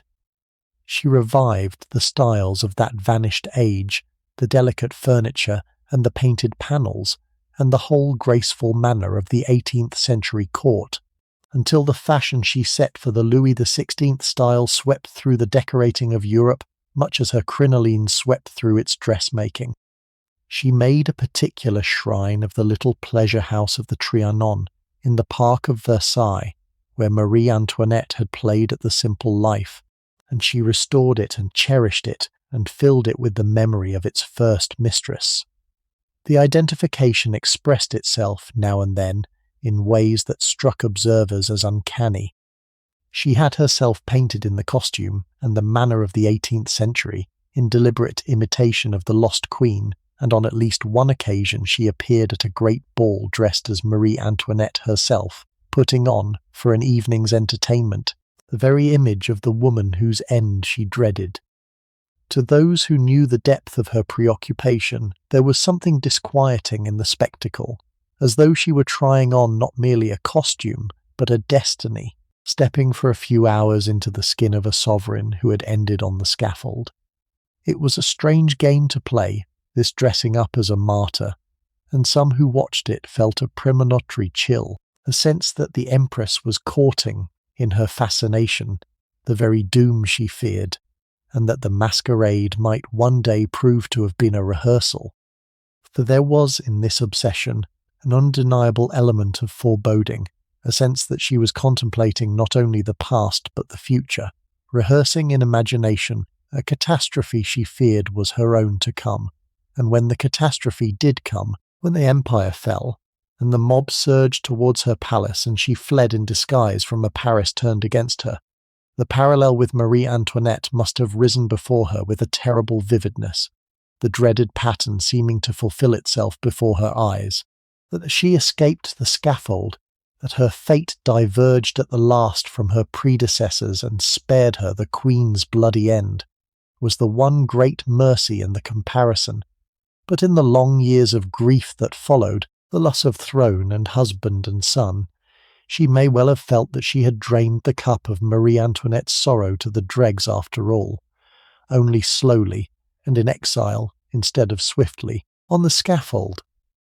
It is chiefly through the great portraits of her reign that we picture her in her glory, and the most famous of these repay a moment's attention, for they fixed forever the image of the imperial idol. The favoured painter of the court caught her again and again in the full splendour of her position, and in one celebrated canvas he surrounded her with the ladies of her court, a whole company of beautiful women in billowing gowns disposed about a woodland glade, the Empress at their centre, the very picture of an enchanted and aristocratic leisure. It is an image of paradise, that painting, of a world of beauty and elegance and untroubled ease, and it served its purpose admirably, advertising to the world the grace and the glamour of the imperial court and the loveliness of the woman who presided over it. But there is to our eyes a shadow on the idol, for we know what the painter and his subjects did not, that the enchanted world the picture celebrates was already, even as the paint dried, hastening towards its destruction. The beautiful women in their billowing gowns, the radiant empress at their heart, the whole charmed circle of the imperial court, had only a few short years of that splendour left before the deluge swept it all away, and the painting that was meant to proclaim the permanence of their golden age survives instead as its epitaph, a glimpse of a paradise on the very eve of its expulsion. We look at it as we look at a photograph of people who do not know they are about to die, with a tenderness and a dread that its makers never dreamed of. That, in the end, is the strange fate of all the splendid imagery of her reign, the portraits and the photographs and the painted idols, that they preserve a glory we know to have been doomed, and so are charged for us with a meaning their makers never intended. They show us the Empress and her court at the dazzling height, in the last sunshine before the storm, and they cannot show us, though we cannot help but see it, the ruin that was rushing towards all that beauty. She had brooded, all through those golden years, on the fate of Marie Antoinette, had felt the shadow of the scaffold across her splendour, and though her own fate, when it came, spared her the Queen's swift bloody end, it took from her, only more slowly, everything the bright portraits celebrate, so that she drank the cup of her predecessor's sorrow to the dregs after all, only slowly, and in exile, instead of swiftly, on the scaffold. In the spring of the year 1856, 3 years into the marriage, the Empress gave the dynasty the one thing it most needed, an heir, when after a long and dangerous labour, she was delivered of a son. The birth of the little Prince Imperial was greeted across France with rejoicing and the firing of cannon, for it seemed to set the seal on the new dynasty, and to promise that the line of the new Napoleon would continue. The child was christened with enormous pomp in the Cathedral of Notre Dame, with the Pope himself standing as godfather by proxy. And from his first days he was the cherished hope of the empire, the boy on whom the whole future of the Bonaparte restoration was felt to rest. For the Empress he was something more than a dynastic heir. He was the deep love of her life, and she lavished upon her only child a devotion so intense that it would in the end be the instrument of her greatest sorrow. The proud and brilliant Empress was, in private, an adoring and anxious mother, and the little prince, doted upon and indulged and endlessly admired, grew up the bright centre of his parents' hopes. The coming of the long-awaited heir had been a matter of national anxiety and national rejoicing, for upon it depended the whole future of the dynasty, and the birth, when it came, was greeted with an outpouring of public joy. She endured a long and difficult and dangerous labour, the kind of ordeal that carried off so many women of every rank in that age, and there were hours when her own life seemed in question. But she came through it, and the child was a son, the longed-for heir, and the guns of Paris thundered out the news to a city that had waited anxiously for it. The little prince was given the most magnificent of christenings in the Cathedral of Notre Dame, where his parents had been wed, with the Pope himself acting as godfather across the distance. And from his cradle he was wrapped in the hopes and the ceremony of an imperial heir, the child on whom the continuance of the restored dynasty was felt to depend. For the Empress he was, from the first, far more than a dynastic necessity.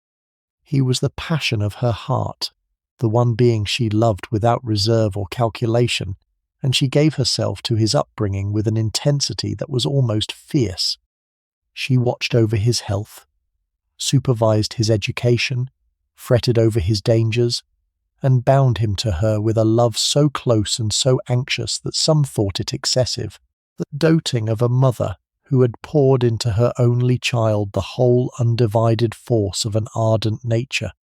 He grew up an engaging boy, brave and warm and high-spirited, the darling of the court and the petted hope of the empire, conscious from his earliest years of the great destiny that was supposed to await him, and of the mighty name he bore.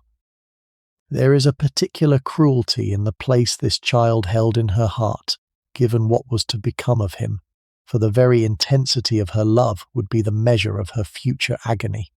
She had 3 great loves in her life, her throne, her husband, and her son. And of the 3 the son was incomparably the deepest,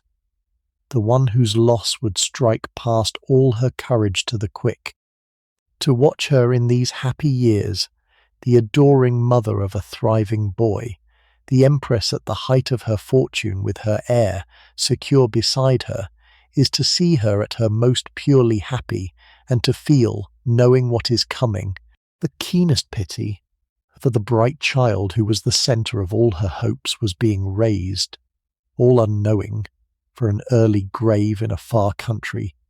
and the devotion that warmed these years was the same that would, in the end, very nearly destroy her. She was not, however, a woman content to be merely an ornament and a mother, for she had a strong mind and a stronger will, and as the reign went on, she came to play a real and increasing part in the affairs of state.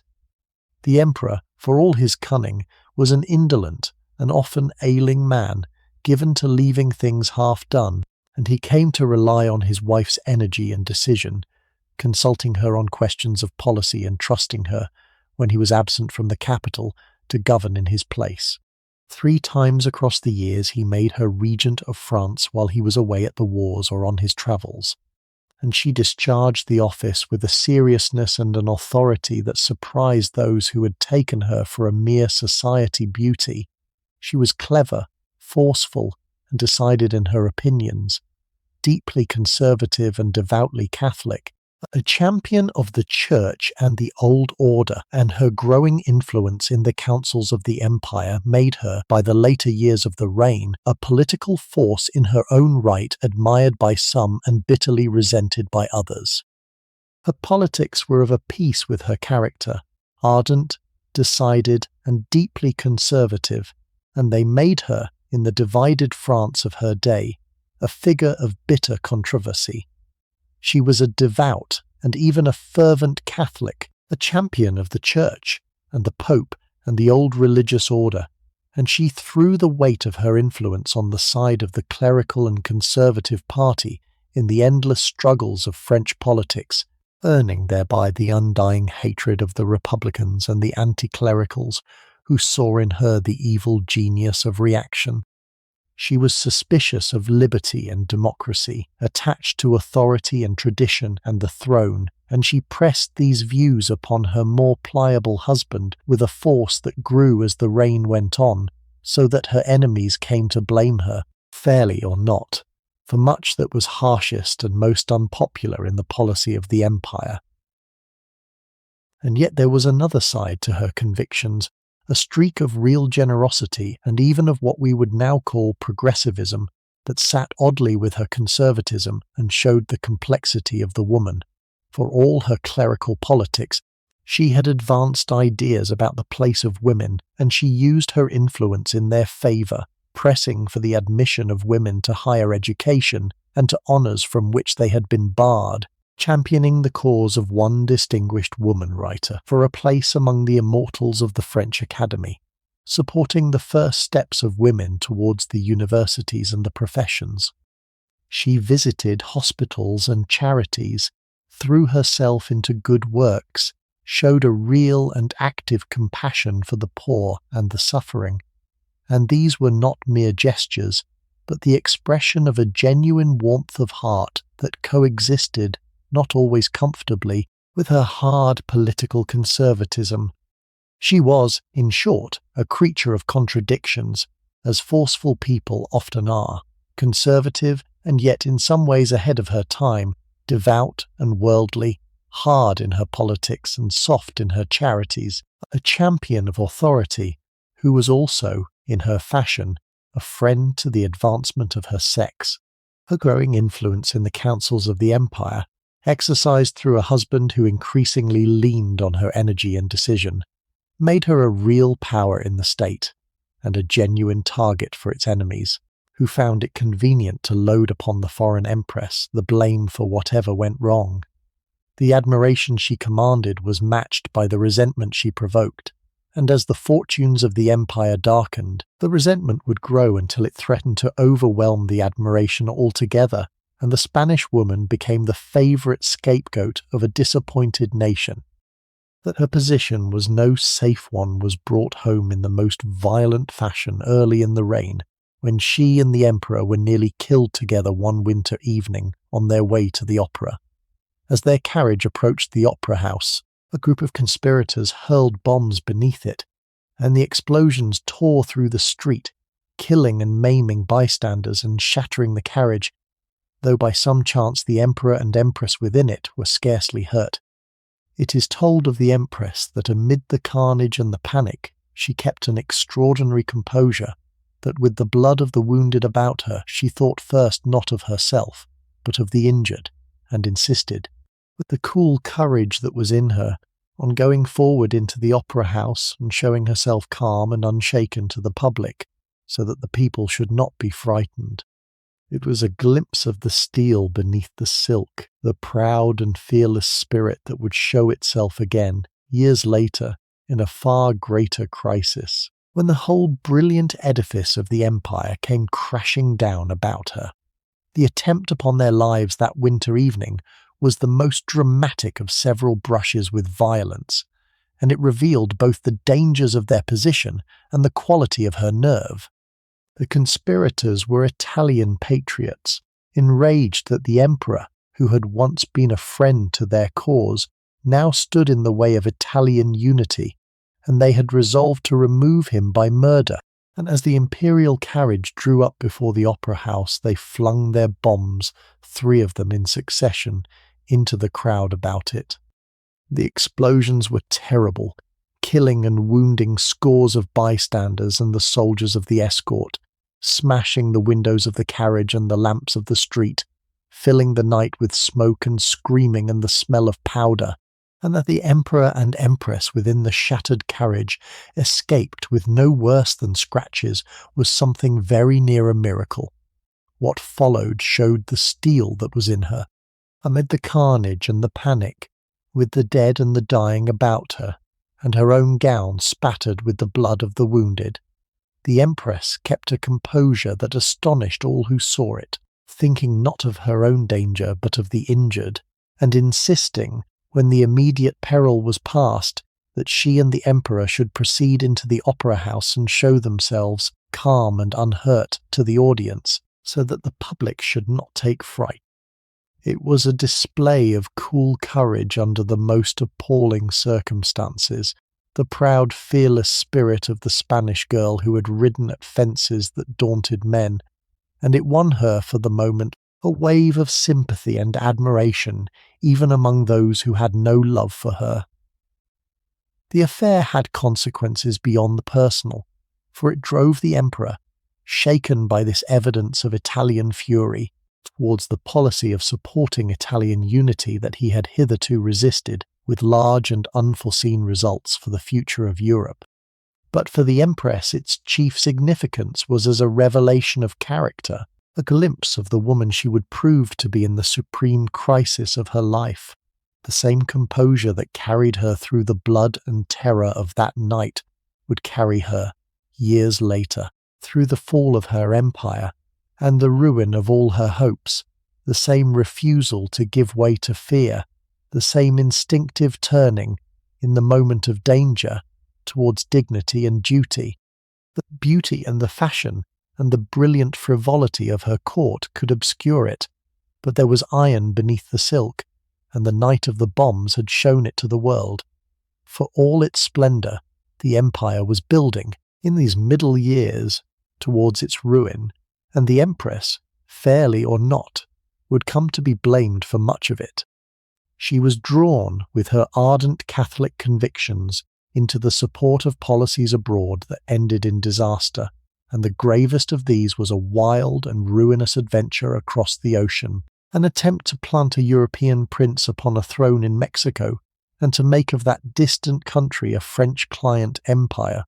The scheme was dear to the Empress, who saw in it a crusade for the Church and the monarchical principle, and she pressed it warmly. But it ended in humiliation and tragedy, for the prince who had been set up in Mexico was abandoned, overthrown, and shot by his own subjects when the French withdrew, and the whole costly enterprise collapsed in blood and shame. The disaster did lasting damage to the prestige of the empire and to her own standing, for she was widely held responsible for it, and it was the first great crack in the gilded structure, the first sign that the brilliant reign was beginning, beneath its glittering surface, to come apart.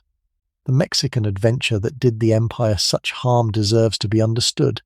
for it was a folly of a peculiarly grandiose kind, and the Empress was deep in it. The scheme was to take advantage of the troubles of Mexico, then torn by civil war and unable to pay its foreign debts, to intervene with French arms, overturn the Republican government, and set up in its place a European prince as emperor of a new Mexican monarchy, a monarchy that should be Catholic and conservative and friendly to France.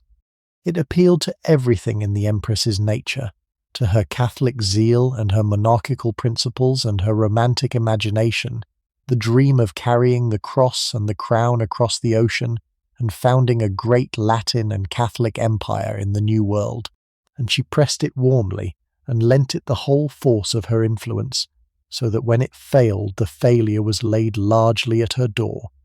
And fail it did, catastrophically and shamefully. The prince who was found to take the Mexican throne, a well-meaning and unlucky Austrian archduke, was installed by French bayonets in a country that did not want him, and propped up for a few precarious years by a French army that could not stay forever. And when the pressure of events at home and the hostility of the Great Republic to the north at last compelled the French to withdraw their troops, the whole flimsy structure collapsed at once. The abandoned emperor, too honourable or too foolish to flee, was left to his fate, captured by the Republican forces he had been set up to suppress, and shot against a wall, a European prince executed by a Mexican firing squad, in a tragedy that horrified the courts of Europe and stained the honour of the empire that had abandoned him. The damage to the prestige of the regime and to the standing of the Empress was severe and lasting. Here was a costly war fought for nothing, a friendly prince led to his death, a humiliating retreat in the face of foreign pressure, the whole grand design exposed as a reckless and immoral blunder, and she, who had been among its warmest advocates, came in for a heavy share of the blame. Her enemies pointed to the Mexican disaster as proof of her baleful influence, the foreign woman meddling in affairs beyond her competence and leading the empire into ruinous follies, and the charge stuck, fairly or not. It was the first great public failure of the reign, the first serious crack in the glittering edifice, and it taught those who watched closely that the brilliant empire was capable of grave miscalculation, that beneath the splendid surface the judgment that guided it was not always sound. The Mexican adventure was only the most spectacular of the foreign entanglements that troubled the later years of the reign, for the empire's diplomacy grew steadily more difficult as time went on, and the Empress's hand was felt, for good or ill, in much of it. Her ardent Catholic loyalties drew her deep into the thorny question of the Pope's position in Italy, where the movement for Italian unity threatened the temporal power of the Church, and she pressed always for the protection of the Holy Father against his enemies, a policy that entangled France in the quarrels of the Italian peninsula and won the empire few friends. She was, in the external affairs of the reign, a force pulling consistently towards the conservative and the clerical, the defence of thrones and altars against the rising forces of nationalism and revolution, and her influence grew as the emperor aged and tired and leaned ever more upon her decision. Whether that influence was wise is much disputed, and the verdict of history has not, on the whole, been kind to it. Her instincts were generous and high-minded. The defence of the Church, the support of monarchy, the championing of the weak against the strong. But they were the instincts of an idealist rather than a statesman, and they led often enough in ventures that were noble in conception and disastrous in result, of which Mexico was the clearest, but not the only example. She lacked, for all her intelligence, the cool calculating realism that the conduct of great affairs requires, and her warm convictions sometimes carried her, and the empire with her, into courses that a colder judgment would have avoided. It was easy, in consequence, for her enemies to make of her the evil genius of the reign, the meddling foreign woman whose interference led the empire astray, and there was just enough truth in the charge to give it force. She did interfere, did press her views,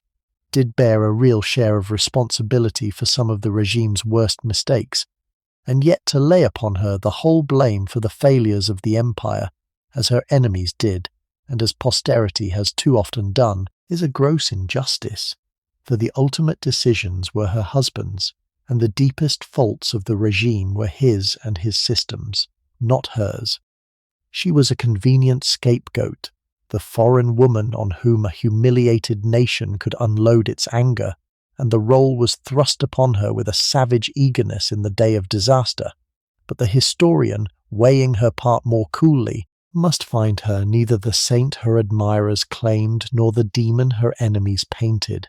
but a clever, ardent, fallible woman who did real harm and real good in a position almost impossible to fill. And yet, even as the foundations weakened, the outward glory of the reign rose to its dazzling height, and the Empress reached the very summit of her fame. In the autumn of the year 1869, she travelled in state to Egypt to preside over one of the great events of the age,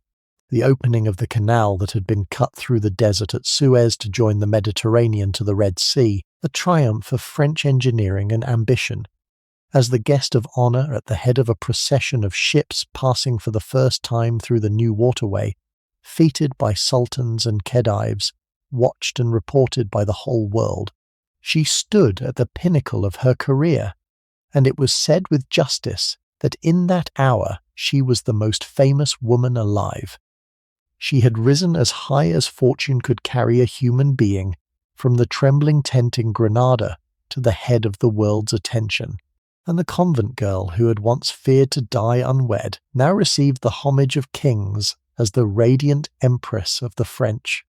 It was the brightest moment of her life, and it stood, though she could not know it, on the very edge of catastrophe. The journey to Egypt that crowned her fame was a thing of almost fairy tale splendour, and it is worth dwelling on as the high-water mark of her whole career. The cutting of a canal through the desert isthmus to join the two seas was one of the great engineering triumphs of the age, a French enterprise above all, and when the work was at last complete, It was natural that the Empress of the French should be the guest of honor at its opening, the radiant representative of the nation whose money and genius had made it. She travelled out to the east in great state, with an enormous retinue and a wardrobe of fresh gowns numbered in the scores, and she was received along the way with a homage fit for the First Lady of the world, feted by the ruler of Egypt, entertained with oriental magnificence, the centre of the wondering attention of the whole watching globe. The festivities that surrounded the opening were of a magnificence to match the occasion, for the ruler of Egypt had determined to dazzle his royal guests, and had spared nothing in the doing of it. There were banquets and illuminations and entertainments without number, a whole programme of oriental splendour laid on for the assembled sovereigns and princes and dignitaries who had gathered from every quarter, and through it all the Empress moved as the first and most honoured of the guests, the radiant centre of the most cosmopolitan gathering the age had seen. Kings and khedives vied to do her honour. The newspapers of every nation reported her every appearance, and the cameras that were now spreading her likeness across the earth recorded her at the very zenith of her renown. It was the kind of apotheosis that falls to almost no one, a moment when the whole earth seemed to gather to pay homage to a single person, and she stood at the heart of it, serene and resplendent, at the very crown of her fortunes. And yet, looking back, we can see what she could not, that this brilliant zenith stood upon the very brink of the abyss, that within a single year the entire splendid structure would come crashing down, and the most famous woman in the world would be a fugitive in disguise. There is something almost unbearable in the contrast, the dazzling height and the sudden fall so close together, the procession of nations and the flight from the mob separated by a few short months. She had climbed as high as fortune could carry her, and she stood there in the African sun at the very top of the world, with nowhere left to rise and everything to lose, and the wheel that had lifted her so high was already, though she could not feel it, beginning its terrible downward turn. The single year that lay between the triumph at Suez and the catastrophe at Sedan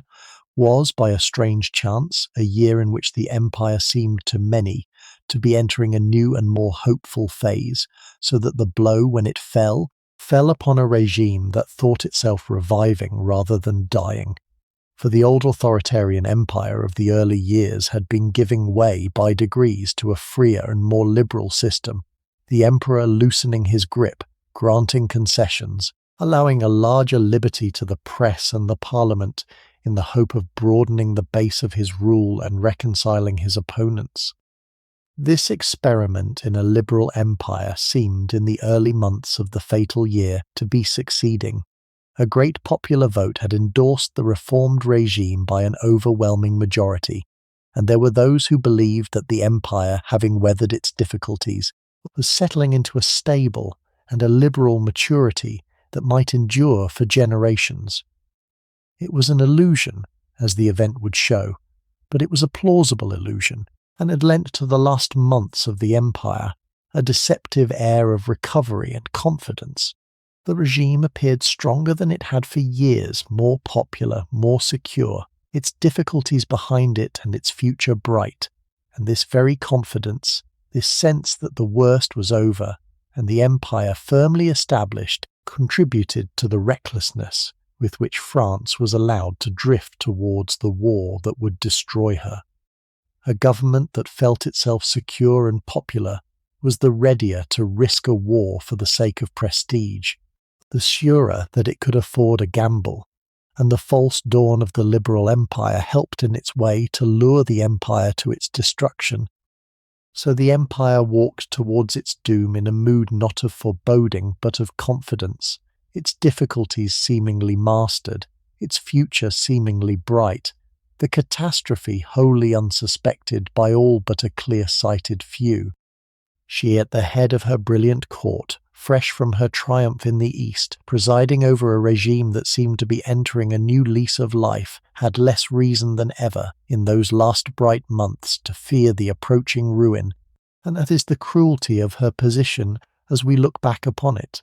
that she stood at the very summit of her fortunes, secure and confident and admired, at the precise moment when the ground was about to open beneath her feet. The wheel was already turning, the catastrophe already gathering, and she, dancing at the height of her glory, could not feel that the brilliant year of Suez was the last of her happiness, and that her fortune, having carried her to its very summit, was already beginning its terrible downward turn. For the world that had made her was already passing, and the dangers were gathering fast. Across the Rhine a new power was rising, the Kingdom of Prussia, under a coldly brilliant minister, who was knitting the German states together into a mighty empire, and who saw in the France of Napoleon III the one great obstacle to his designs. At home the long reign was tiring, the opposition was growing bold, the magic of the Napoleonic name was wearing thin, and the regime was forced into hasty reforms to keep its hold. And through it all the Empress, the foreign-born consort with her unpopular convictions and her meddling in affairs of state, was becoming the favourite target of every discontent, the scapegoat upon whom the failures of the empire were heaped. To the Republicans and the Radicals she was the Spanish woman, the clerical reactionary, the evil genius of the regime, and a tide of resentment was rising against her that would, in the day of disaster, break over her head with a terrible force. The author of her ruin, though he never meant her any particular harm, was the cold and formidable statesman who was building, across the Rhine, the new and mighty empire of Germany.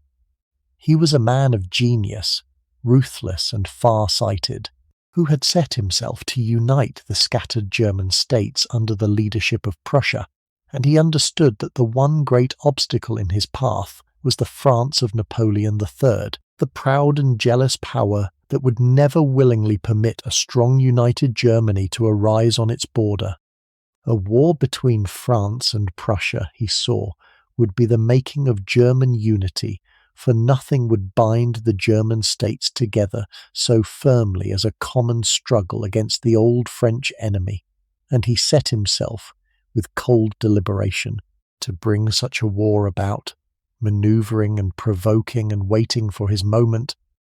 On the French side, everything played into his hands. The empire was past its prime, its prestige worn thin, its ruler ailing and irresolute, its court divided and its policy uncertain. And there was in France a dangerous combination of military overconfidence and wounded pride, a belief that the French army was the finest in the world, and a smarting sense that French prestige must be defended against the rise of Prussia. The Empress herself,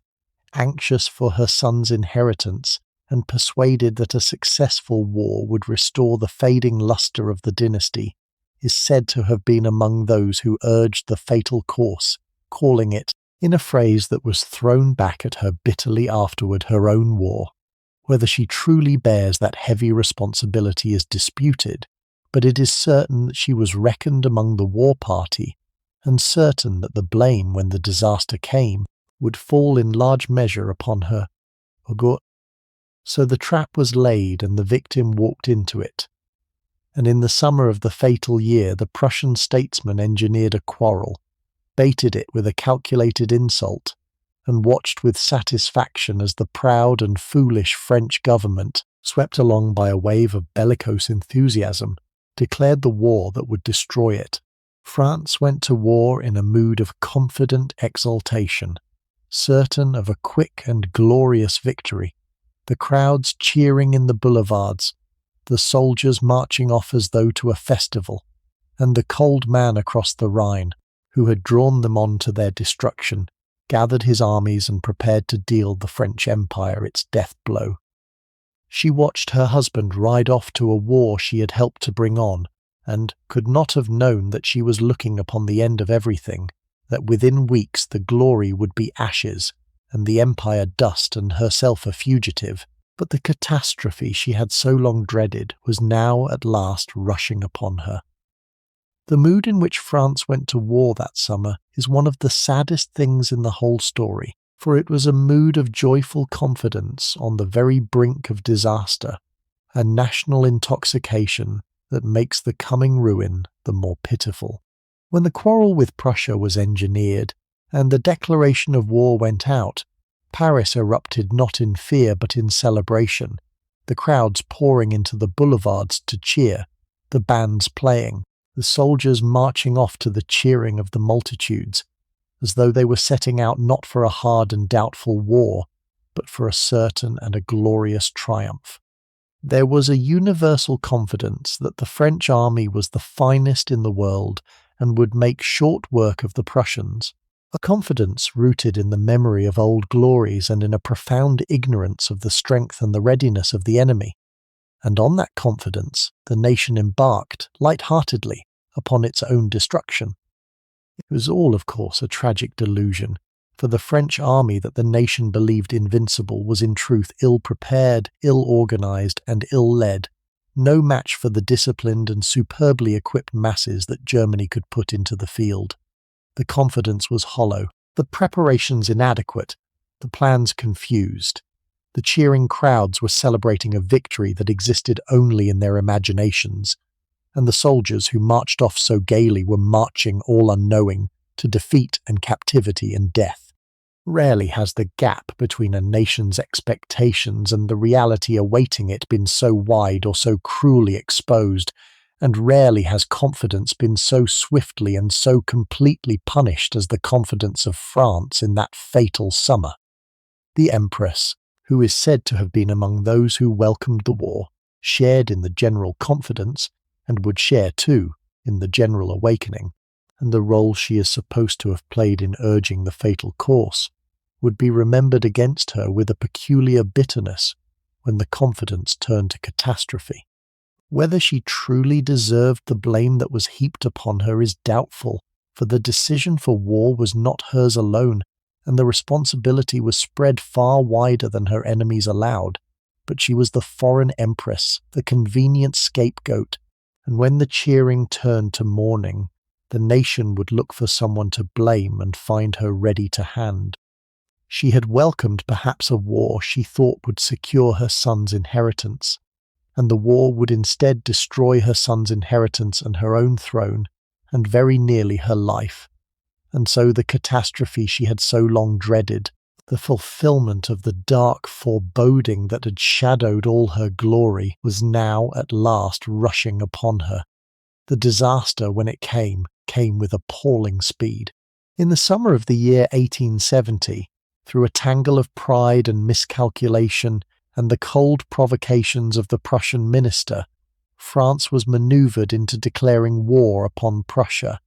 a war for which she was utterly unready, and which the Empress, to her later cost, is said to have encouraged in the belief that a victory would secure her son's inheritance. It was a catastrophic blunder. The French armies, ill-prepared and ill-led, were no match for the disciplined might of Prussia and her German allies, and within a few short weeks the war had turned into a rout. Defeat followed defeat in a gathering avalanche of humiliation. The frontier provinces were overrun, and the ailing emperor, who had insisted on taking the field himself, though he was too sick to command, found himself trapped with the main French army in the fortress town of Sedan, near the Belgian border, surrounded and battered by the encircling Germans. The speed and the completeness of the French collapse astonished even those who had expected defeat. The French armies, for all their reputation, were outnumbered, outgeneraled, and outmatched at every point by the disciplined and superbly organized forces of Germany, and from the very first encounters the war went steadily, disastrously wrong. Instead of the swift, triumphant advance into Germany that the French had imagined,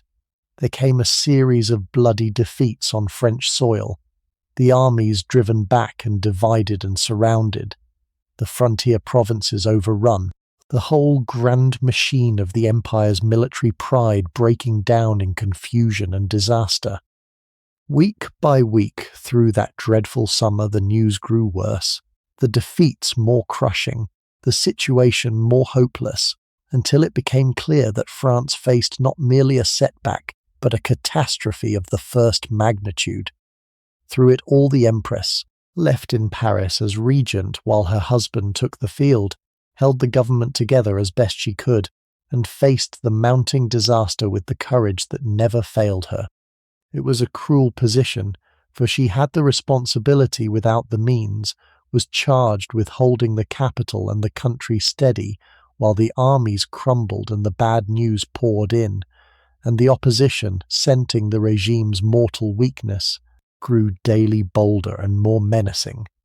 She worked tirelessly, presided over the councils, tried to rally the defence, kept up a brave face before a public sliding from confidence into anger and despair. But the tide of disaster was beyond any power of hers to stem, and she could only watch with a sinking heart as the war that was to have saved the dynasty destroyed it instead. The crowning blow came at the fortress town of Sedan, near the Belgian frontier, where the main French army, with the ailing emperor himself among them, was caught in a trap and surrounded by the encircling Germans. The emperor had insisted on going to the war, though he was too sick to command and could do nothing useful there, driven by some sense that he must share his soldiers' fate. And now he found himself penned up with his army in a doomed position, the German guns raining down upon them from the heights, the situation militarily hopeless. He was a sick and a broken man, in great pain, his nerve and his health alike giving way, and the burden of the catastrophe pressed upon him with a crushing weight, for he knew that the destruction of this army would be the destruction of his empire, and that the proud adventure of his life was ending in total ruin on this corner of French soil. The surrender at Sedan was the personal nadir of the emperor's life, a humiliation as complete as any that has befallen a modern sovereign, and it is worth pausing on the misery of it. He had gone to the war against the advice of his own better judgment, too sick to command and too proud to stay away, and he had found himself a useless passenger with a doomed army, unable to direct the battle, unable even to die in it as some part of him seems to have wished, enduring the agony of his disease while the catastrophe unfolded around him. When the position became hopeless and the German guns were tearing his trapped army to pieces, it was he who had to take upon himself the bitter decision to surrender, to raise the white flag over the fortress, and surrender his whole force into the hands of the enemy, rather than see his soldiers slaughtered to no purpose. There is a terrible pathos in the picture of him at that moment, the nephew of the great conqueror, the man who had dreamed all his life of restoring the Napoleonic glory, handing his sword to the King of Prussia on a battlefield where the Napoleonic legend lay in ruins. He had risen by the magic of his uncle's name to the throne of France, and now, on this field, that name was being covered with a humiliation as deep as the glory it had once known, the second Napoleon to fall before a coalition of his enemies, but fallen this time not after years of dazzling victory, but after a few weeks of unrelieved disaster. The contrast between the uncle's career and the nephew's was never crueler than at Sedan, the one a meteor of conquest, the other a swift and total collapse. For the Empress, far away in Paris, the news of the surrender was the announcement of the end of everything, and it is characteristic of the cruelty of her position that she received it, not as a wife grieving for a captured husband, but as a regent facing the collapse of a state. She had to think, in that moment, not of her own feelings, but of the crisis bearing down upon her,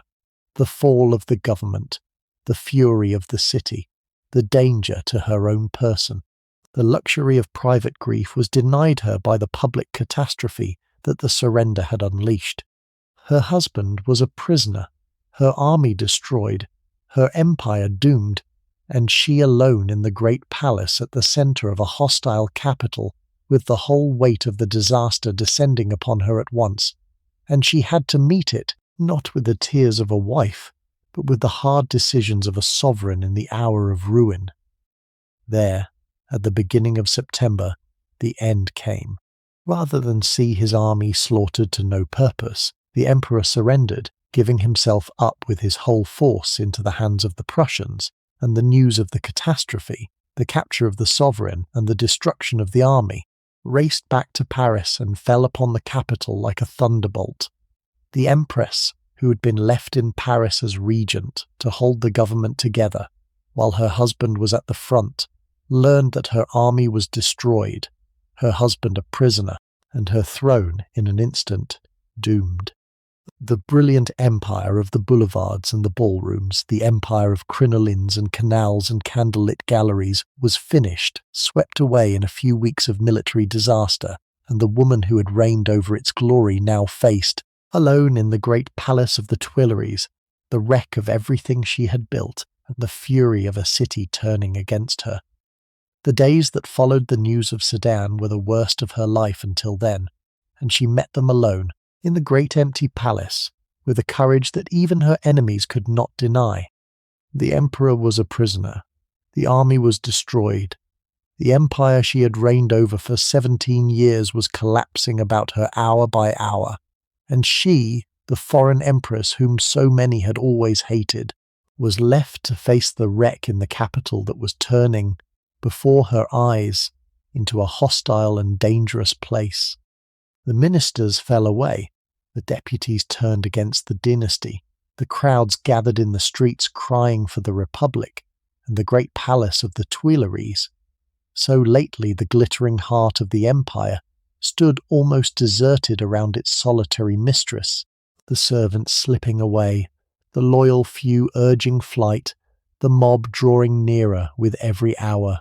She bore it, by all accounts, with an extraordinary outward calm, going through the motions of government even as the government dissolved, refusing for as long as she could to admit that all was lost.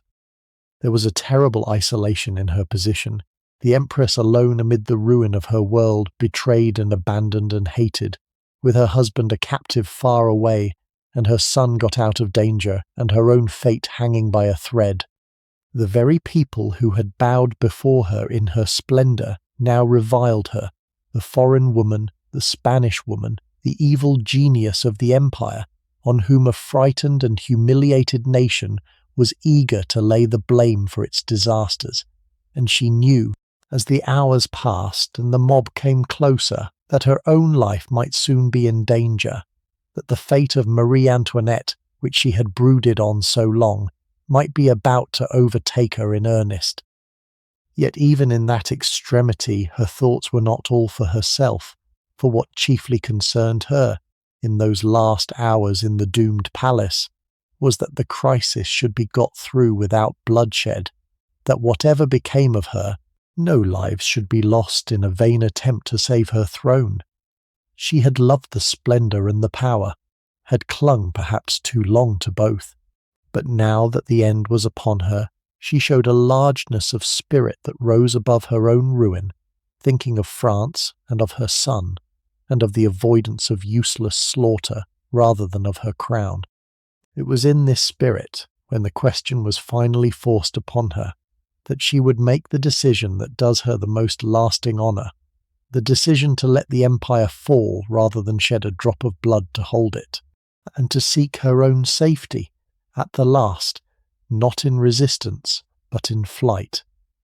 What she did in that hour of ruin was the finest thing of her life, and it showed the world the courage that had always lain beneath the silk and the splendour.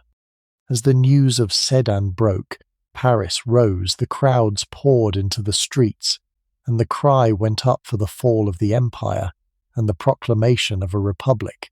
and soon the mob was at the gates of the Tuileries itself, and the great palace, so lately the heart of the most brilliant court in Europe, stood almost empty and undefended around its solitary empress. Her attendants urged her to flee. The danger was real and growing, and yet for a long while she would not go, refusing to abandon her post while any shred of duty held her. When at last it was put to her whether the palace might be defended, whether the loyal troops might fire upon the crowd to hold it, she gave the answer that does her lasting honour, for she would not have a drop of blood shed in her name or for her sake, and chose flight and ruin over the spilling of French blood in defence of her throne. Whatever her faults, and her enemies charged her with many, in that moment she behaved with a dignity and a humanity that none could deny. The actual fall of the empire, when it came with a kind of anticlimactic swiftness, the great structure simply dissolving rather than being stormed. As the news of Sedan sank in, the legislative body in Paris, swept along by the crowds in the streets, voted the deposition of the dynasty, and the Republic was proclaimed from the steps of the city hall amid scenes of popular rejoicing, the whole apparatus of the empire melting away in a single day almost without resistance. There was no great battle for the Tuileries, no heroic last stand. The regime that had ruled France for nearly 2 decades, that had dazzled the world with its splendour, simply ceased to be, abandoned by its servants and disowned by the nation, when the news came that its army was destroyed and its head a prisoner. She found herself in the palace overnight a private person, her authority evaporated, her government gone, nothing left of all her grandeur but the danger of the mob at the gates. It is a strange thing to watch a great regime collapse so quickly and so completely, and it tells us much about the foundations on which the Second Empire had been built. For all its magnificence, the empire had rested in the end upon success, upon the prestige and the prosperity that the regime could deliver, and upon the magic of a name. And when the success turned to catastrophic failure, when the armies were beaten and the emperor captured and the nation humiliated, the whole structure lost at once its claim upon the loyalty of the French and fell when it was pushed like a thing already dead. The brilliance had been real, but it had been brittle, a glittering surface over no very deep foundation, and the disaster of Sedan shattered it at a single blow. For the Empress, the collapse meant that her 17 years of glory were over in an afternoon, and that she must now think not of reigning but of surviving. The crowds were in the streets, the cry was against the dynasty, and there were those among the revolutionaries who would gladly have laid hands on the fallen Empress had they found her. The prudent course, the only course, was flight, and flight in secrecy and disguise, before the mob should think to seek her in her abandoned palace. And so the woman who had entered the Tuileries 17 years before as a radiant bride, who had reigned there as the most brilliant empress in Europe, prepared now to slip out of it like a fugitive, alone and in fear, leaving behind her the crown and the splendour and the whole glittering world that had fallen in a few short weeks into irretrievable ruin. And so she fled, and her flight was a strange and humiliating adventure for a woman who had so lately been the most famous on earth. Slipping out of the Tuileries by a side door with a single companion, the fallen sovereign made her way through the streets of the hostile city, unrecognized in fear of the mob, a fugitive in the capital she had reigned over. She knocked, it is said, at more than one door in search of refuge and was turned away, until at last she bethought herself of a man she could trust, an American dentist who had served the imperial family for years and whom she had often received in better days. To his house she made her way, and the astonished dentist, scarcely able to believe that the Empress of the French stood a fugitive in his waiting room, took her in and resolved to save her. With great coolness and courage, he smuggled her out of Paris and across the country to the coast, the two of them travelling as ordinary people, the Empress in disguise, until they reached the sea, and there a small yacht was found, whose owner agreed to carry the fugitive across the Channel to England. In a storm, in secrecy, in the company of a kindly dentist, the Empress of the French left her country, and she would not set foot in it again as its sovereign, nor for many long years at all. The flight itself reads like something out of a romance, the fallen sovereign wandering in disguise through the streets of her own capital, and it is worth telling in fuller detail for it shows both her peril and the loyalty that saved her. Slipping out of the Tuileries by a small door that gave onto a side gallery, accompanied only by a single faithful lady of her household, she found herself adrift in a Paris seething with revolution, without an attendant or a carriage, on foot in the streets among the very crowds that were crying for her fall. She dared not be recognized, for there was no telling what the mob might do to the hated foreign empress, and so she went veiled and hurried, 2 women alone in the tumult, seeking some refuge where she might hide until a way of escape could be found.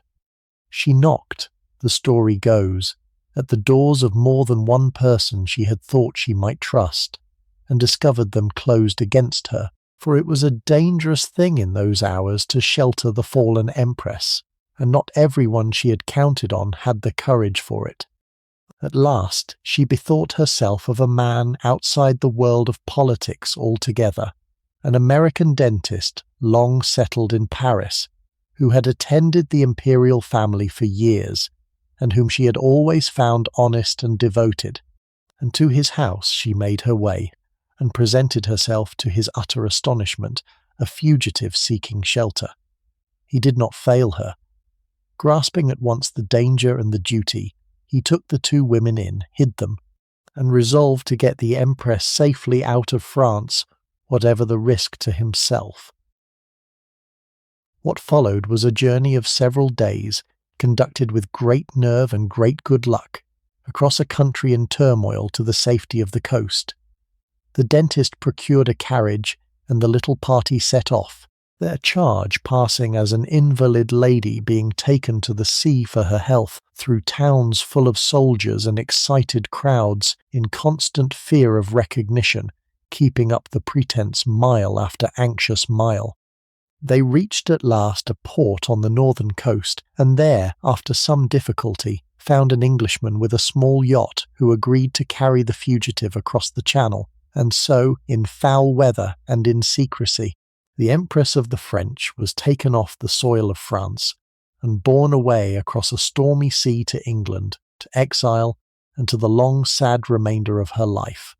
The dentist who had saved her, it is pleasant to record, dined out on the story for the rest of his days, and well he might, for he had done a brave and a generous thing, and had carried a fallen empress out of the reach of her enemies when greater men had shut their doors. There is a haunting parallel here that the Empress herself, with her lifelong devotion to the memory of Marie Antoinette, can hardly have failed to feel between her own flight from Paris and the most famous attempted flight in French history. For the queen she so revered had also, in her own hour of danger, tried to escape from a hostile Paris, had also fled in disguise and in secrecy, hoping to reach safety and friends, and that flight, the celebrated dash for the frontier, had ended in disaster. The royal fugitives recognized and stopped at the last stage, and brought back to the capital and to their eventual deaths.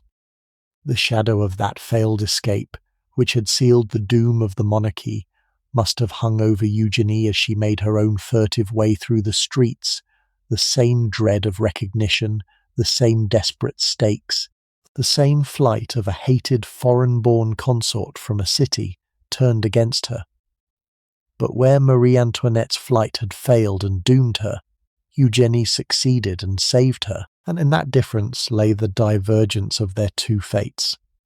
The queen had been caught and brought back to the scaffold. The empress slipped through,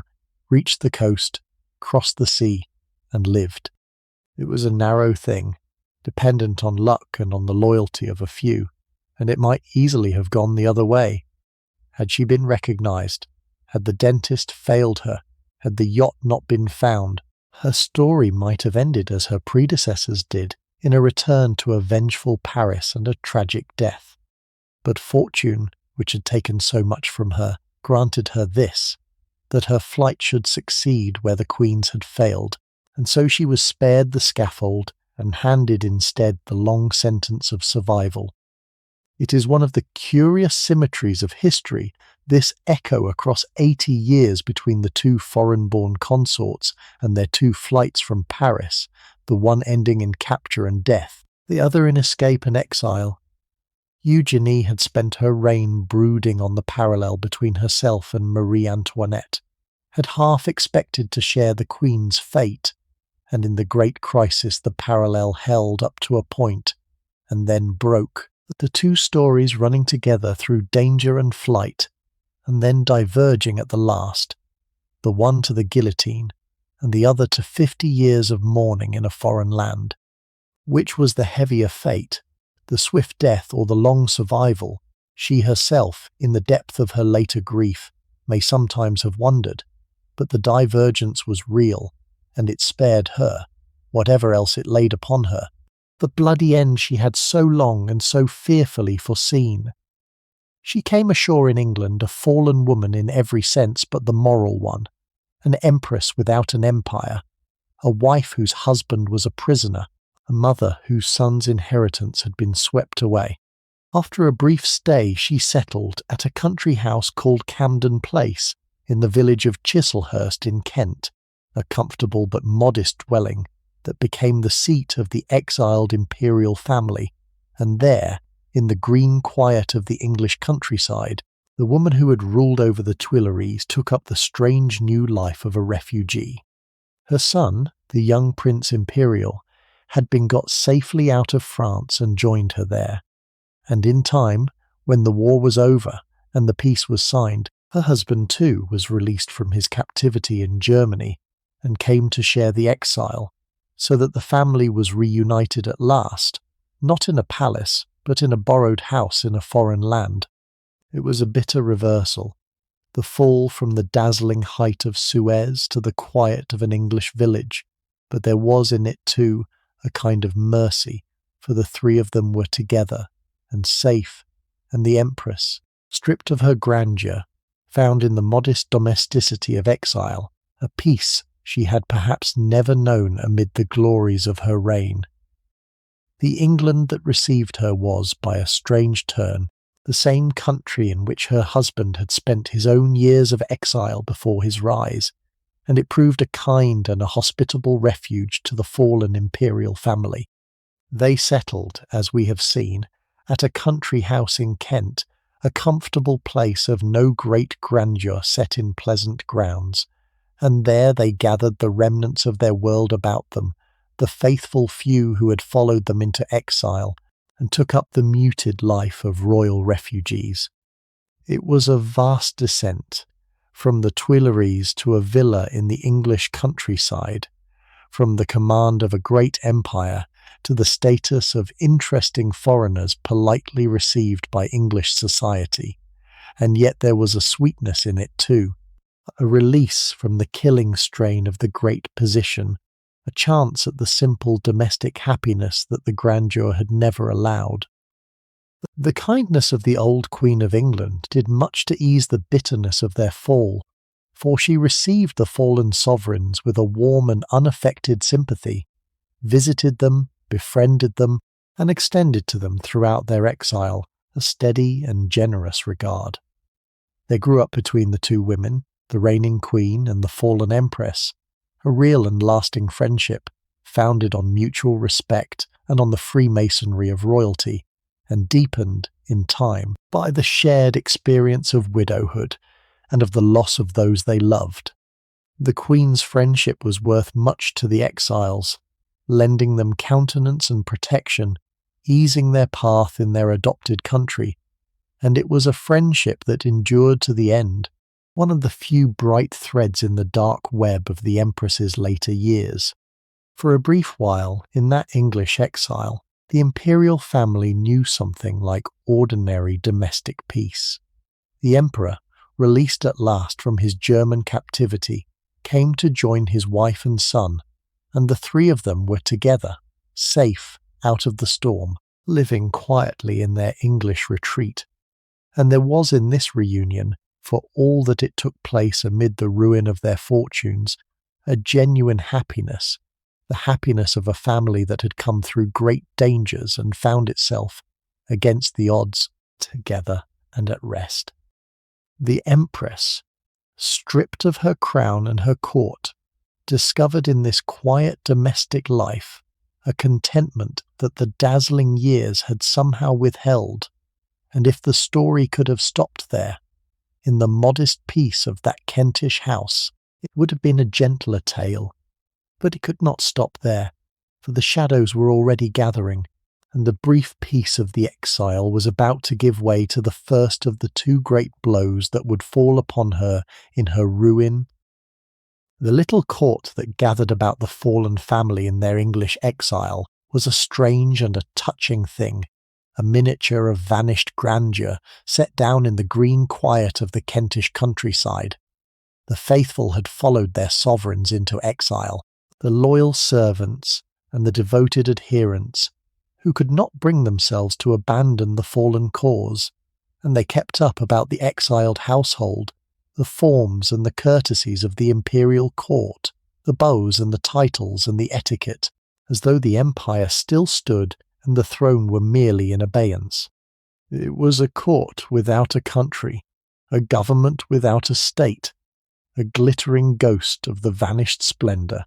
maintained by the loyalty of a few in a borrowed house in a foreign land, and there was something both absurd and moving in the spectacle of these exiles, keeping faith with a dead regime, playing out the rituals of a sovereignty that had passed away. For the cause was not, at first, considered wholly dead, and that was what gave the exile its peculiar quality of suspended animation. The emperor, while he lived, dreamed of a return, and the Bonapartists in France kept the faith and watched for their chance, and the fallen family lived in a perpetual half-expectation of recall, as though their exile were a temporary thing that might at any moment be ended by a turn of the political wheel. They were not private people who had retired from the world, but pretenders biding their time, the bearers of a claim that they believed France might yet acknowledge, and they lived accordingly, half in the quiet of their English retreat, and half in the feverish world of plots and hopes and Bonapartist intrigue, forever waiting for the call that, in the event, never came. It was a strange limbo to inhabit, this life of exiled pretenders, neither fully resigned to their fall, nor able to do anything to reverse it, and it must have worn upon the spirit in ways that the outward dignity concealed. The Empress in particular bound up all her remaining hopes in the prospect of her son's eventual restoration, living for the day when the Bonaparte name might be recalled to France and her boy raised to the throne his father had lost. And it was this hope, fragile and probably illusory as it was, that gave a shape and a purpose to the empty years of her exile. When that expectation was destroyed, when her son was killed and the dynasty extinguished, the half-life of the exile would lose even its imagined future and become mere endurance. But in these first years, before the second and the greater blow, the little court in Kent still dreamed its dreams of return, still kept its faith with a cause not yet quite hopeless, still waited, in its borrowed grandeur, for a recall that the first of the two great blows, the death of the emperor, would already begin to render impossible, and that the second, more terrible blow would put forever out of reach. It could not last, of course, for the threads of past and future were too tangled and too dark. The emperor was a broken and a dying man, his health long undermined by the illness that had crippled him at Sedan, and though he dreamed still, with the unquenchable optimism of his nature, of a return to power and a restoration of the dynasty, his body was failing fast. The world he had ruled had moved on without him. France was a republic now and showed no sign of wanting him back, and the great adventurer, who had risen from prison and exile to the throne of France and fallen from it again, came at last, in the second winter of the exile, to the end of his strange and checkered road. In the early days of the year 1873, at Camden Place, in the quiet of his English exile, Napoleon III died, and the Empress was a widow, and the hopes of the dynasty, such as they were, passed wholly now to the shoulders of her only son. The emperor's last years were a slow and painful decline, and his death, when it came, removed from her side the companion of all her fortunes and left her doubly alone. He had never been strong in the later part of his reign, but worn by illness and by the cares of power, and the catastrophe of Sedan, the humiliation of his surrender, the loss of his empire and his health together, had broken something in him that did not mend. In exile he kept up with the indomitable optimism that was the most engaging thing about him, his old dreams of a return to power, plotting and hoping for a restoration that grew ever more fanciful as France settled into its republic. But his body was failing, the disease that had tormented him at Sedan tightening its grip, and the dreams of restoration were running out with his life. In the early days of the year, at the house in Kent, under the knife of the surgeons who were trying to relieve his suffering, the emperor died, and the strange and checkered drama of his life came to its close. He had been one of the most extraordinary figures of his century, the dreamer who made his impossible dream come true, and then lost everything he had won, the adventurer who rose from prison and exile to the throne of France and fell from it again into prison's twin exile, and he died at last, not on the field of glory he had once imagined, but quietly in pain, in a borrowed bed in a foreign land, his empire gone and his hopes in ruins. For the Empress it was a heavy loss, whatever the strains and infidelities that had marked their marriage, for he had been her husband and her partner in the great adventure of their lives, and his going left her the more exposed and alone in her exile. But the death of the emperor, grievous as it was a sorrow within the natural order of things. The loss of an ailing husband by a wife no longer young, and she had the strength to bear it, the more so because she had still in her son a reason to live and a hope to cherish.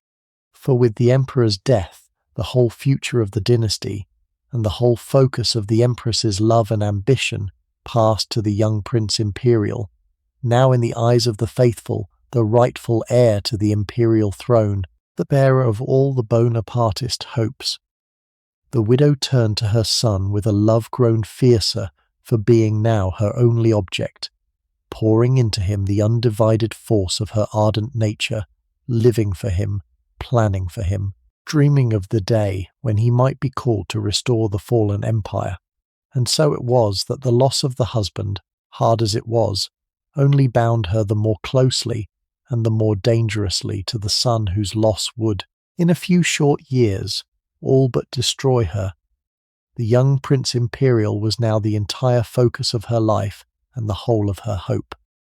He was a fine youth, brave, generous, and high-spirited, devoted to his mother and conscious of the great name he bore, and around him gathered all the longing of the exiled Bonapartists for a restoration of the empire that had fallen. On his father's death he became, in the eyes of the faithful, the rightful heir to the imperial throne,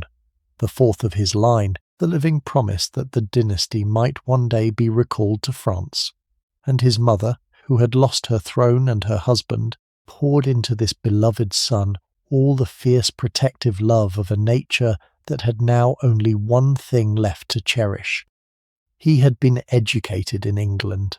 had passed through the British Military Academy and trained as a soldier, for the family lived under the protection of the British Crown and were on terms of real friendship with the old Queen who reigned there.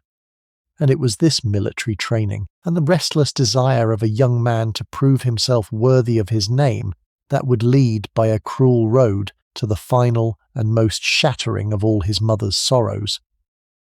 The young prince on whom all this love and hope was lavished was by every account a thoroughly engaging youth, and the tragedy of his end is the sharper for the brightness of his promise.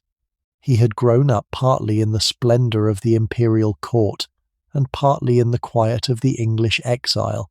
and he had turned out brave, warm, intelligent, and unaffected, devoted to his mother, conscious of his great name but unspoiled by it, popular with all who knew him.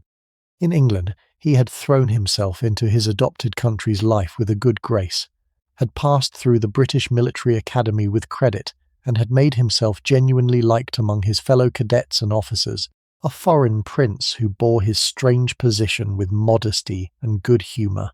He was, in short, exactly the kind of son to be the pride of a mother's heart, and exactly the kind of young man whose loss would be felt as a public as well as a private grief. Upon his father's death he became, in the reckoning of the Bonapartists, the head of the dynasty and the hope of its restoration, the youthful pretender about whom the faithful gathered, and on whom they pinned their dreams of a return to power.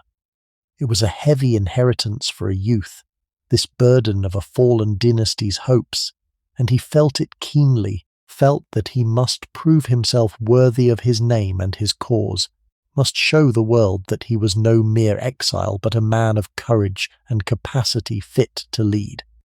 And it was this feeling, this honourable and dangerous ambition to be worthy of his destiny, that drew him towards the soldier's career and the soldier's risks, and that would, in the end, lead him to his death, for he could not be content to wait idly in exile for a call that might never come, but burn to win by some deed of arms, the glory that would make him a credible claimant to the throne of his fathers. His mother watched this restlessness with a deepening dread, for she understood where it might lead, and she had only this one treasure left in all the world to lose. She would have kept him safe beside her if she could, the precious only son who was all that remained to her of husband and empire and the whole vanished world of her happiness. But she could not cage a high-spirited young man hungry for honour, and she could not, in the end, refuse him the chance to prove himself that his pride and his position seemed to demand. The mother's fear and the son's ambition pulled against each other through these exile years, the one longing to protect and the other longing to dare, and the conflict moved steadily towards its tragic resolution, towards the day when the mother's fear would give way at last to the son's desire, with consequences that would break her heart. For when the British went to war in southern Africa against the Zulu kingdom, the young prince burned to go with them, to see real service and win a soldier's honour, believing that he could not hope to be taken seriously as a claimant to the French throne until he had proved his courage in the field. His mother dreaded the thought, and resisted it with all her heart, for he was all she had. But he pleaded, and the authorities were reluctant, and in the end, through her own anxious intervention and the kindly help of the old queen, who could not bear to refuse the eager young man, permission was granted for him to go to Africa, not as a combatant but as an observer attached to the British forces, on the strict understanding that he should be kept from danger. With that fragile assurance the Empress let her son go, watching him sail away to the far side of the world, and she could not have known, as she said her farewells, that she was looking upon his living face for the last time. The war that drew him to his death was a small colonial conflict at the far end of the earth, a campaign by the British against a powerful native kingdom in the south of Africa, and the prince's part in it was the result of his own determined seeking and his mother's reluctant yielding. He had no real business in that war, a French prince in a British colonial campaign, but he was a trained soldier with the British army idle on his hands, and he saw in the African expedition a chance to see real service, to be under fire, to win the soldier's honour that he believed he needed. And he pressed and pleaded to be allowed to go, against the doubts of the authorities and the terror of his mother. It was a strange and fatal ambition, to seek glory in another nation's war against a people who had done him no wrong, but it sprang from an honourable root, the young man's longing to be worthy of his name, and it would not be denied. For her it was the hardest of decisions, and one she would reproach herself with for the rest of her life. Every instinct of her heart cried out against letting him go, against exposing the one treasure she had left to the hazards of a distant campaign, and yet she could not bring herself to be the jailer of his ambition, to keep him chained at home and watch him chafe and resent the cage. She knew what it would cost his pride to be held back, knew that a young man forbidden his chance at honour might come in time to blame the very mother who had forbidden it, and she could not bear to be the one who clipped his wings. So against her own deepest foreboding she yielded, and lent her voice to his, and helped to open the door through which he passed to his death. And in the long years of grief that followed, she must have turned that choice over 1,000 times, wondering whether a firmer refusal might have saved him, carrying the unbearable thought that her own tenderness had been his undoing. The parting, when it came, must have cost her more than she let anyone see, for beneath all the brave assurances there ran in her a cold current of dread, a mother's intuition of disaster that she could not silence.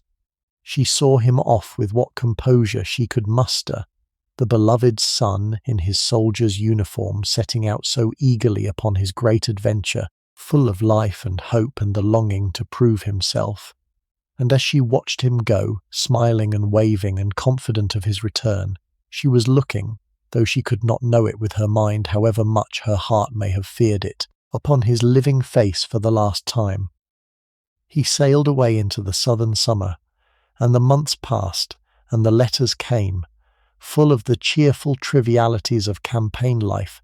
and the Empress waited at home in her exile, praying for his safe return, while across the world the trap was closing that would take him from her forever.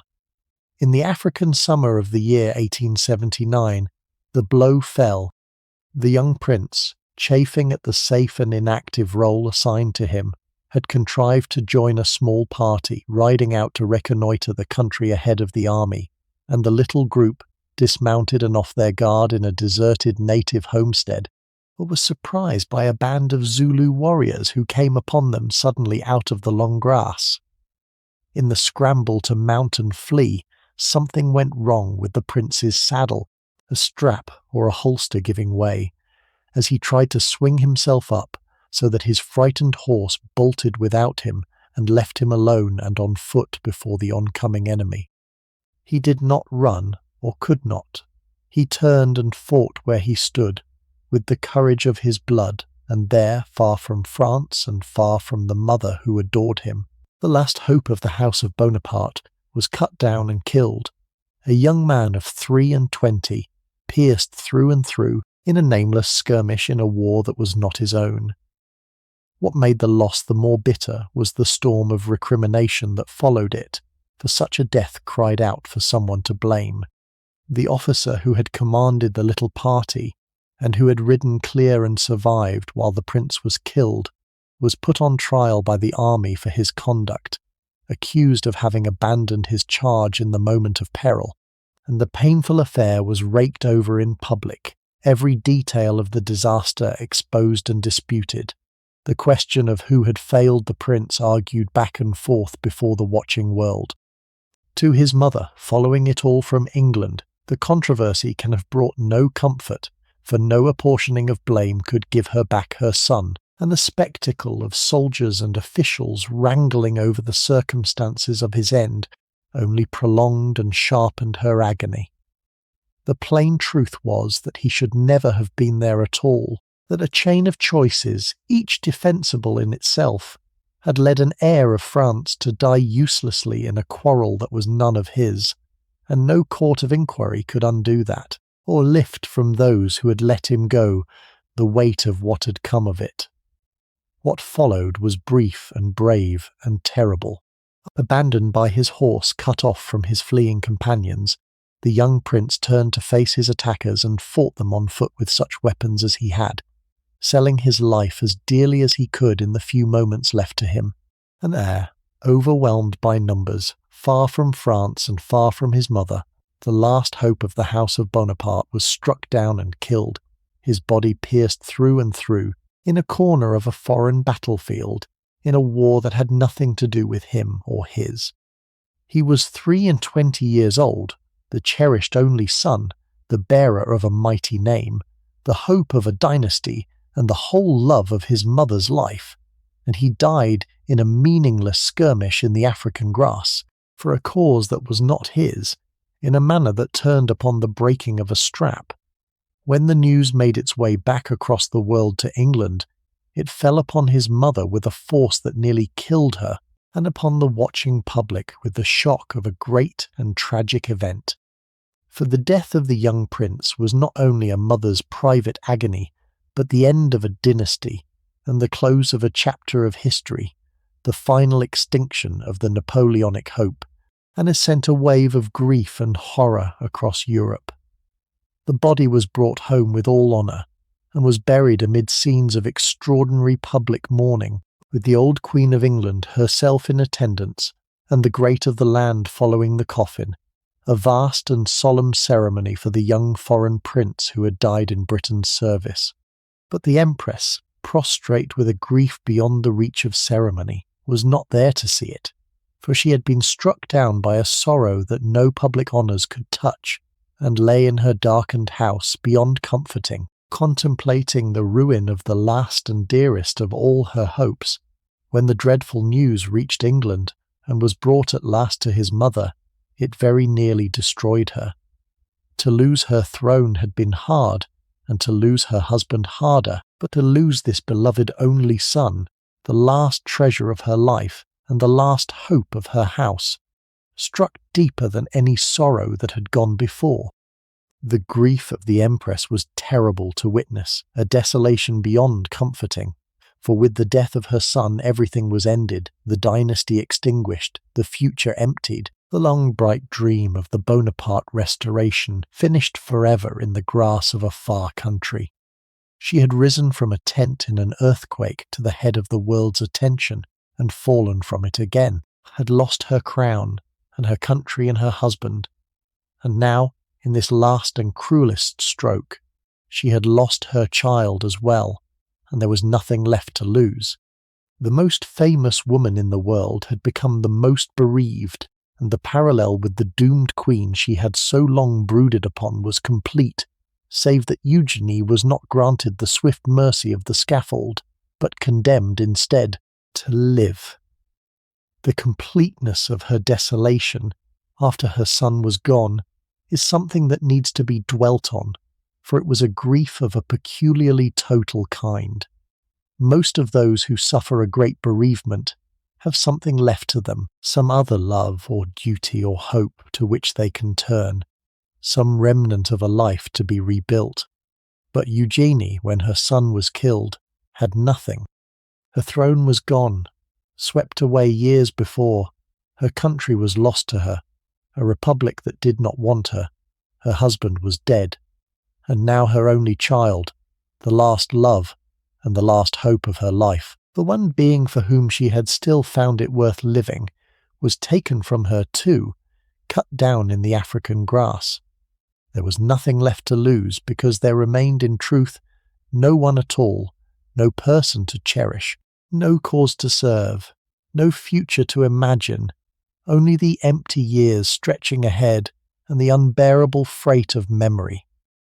And there was, in the manner of the loss, a further and a particular cruelty, for with her son's death the whole meaning of her life's struggle was cancelled at a stroke. She had given everything to the dynasty, had schemed and reigned and suffered for it, had borne the one son on whom its future depended, and poured into him all her love and all her hope.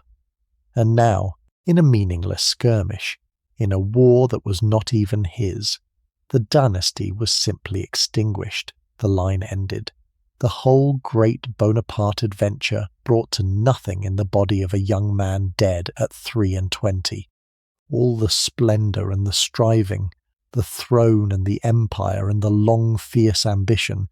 had come down to this, a childless widow in a foreign land, and a grave in an English crypt, and the dream that had lifted her so high had ended in total and irreversible ruin. It is no wonder that for a time the grief unhinged her, that she sank into a darkness from which her friends despaired of her returning, for there was, on any reasonable view, nothing left to live for. The fear that had haunted her all her life, the fear of sharing the fate of the doomed queen she revered, had in a sense come true, only in a form more terrible than the swift mercy of the scaffold, for she had been made to outlive everything she loved,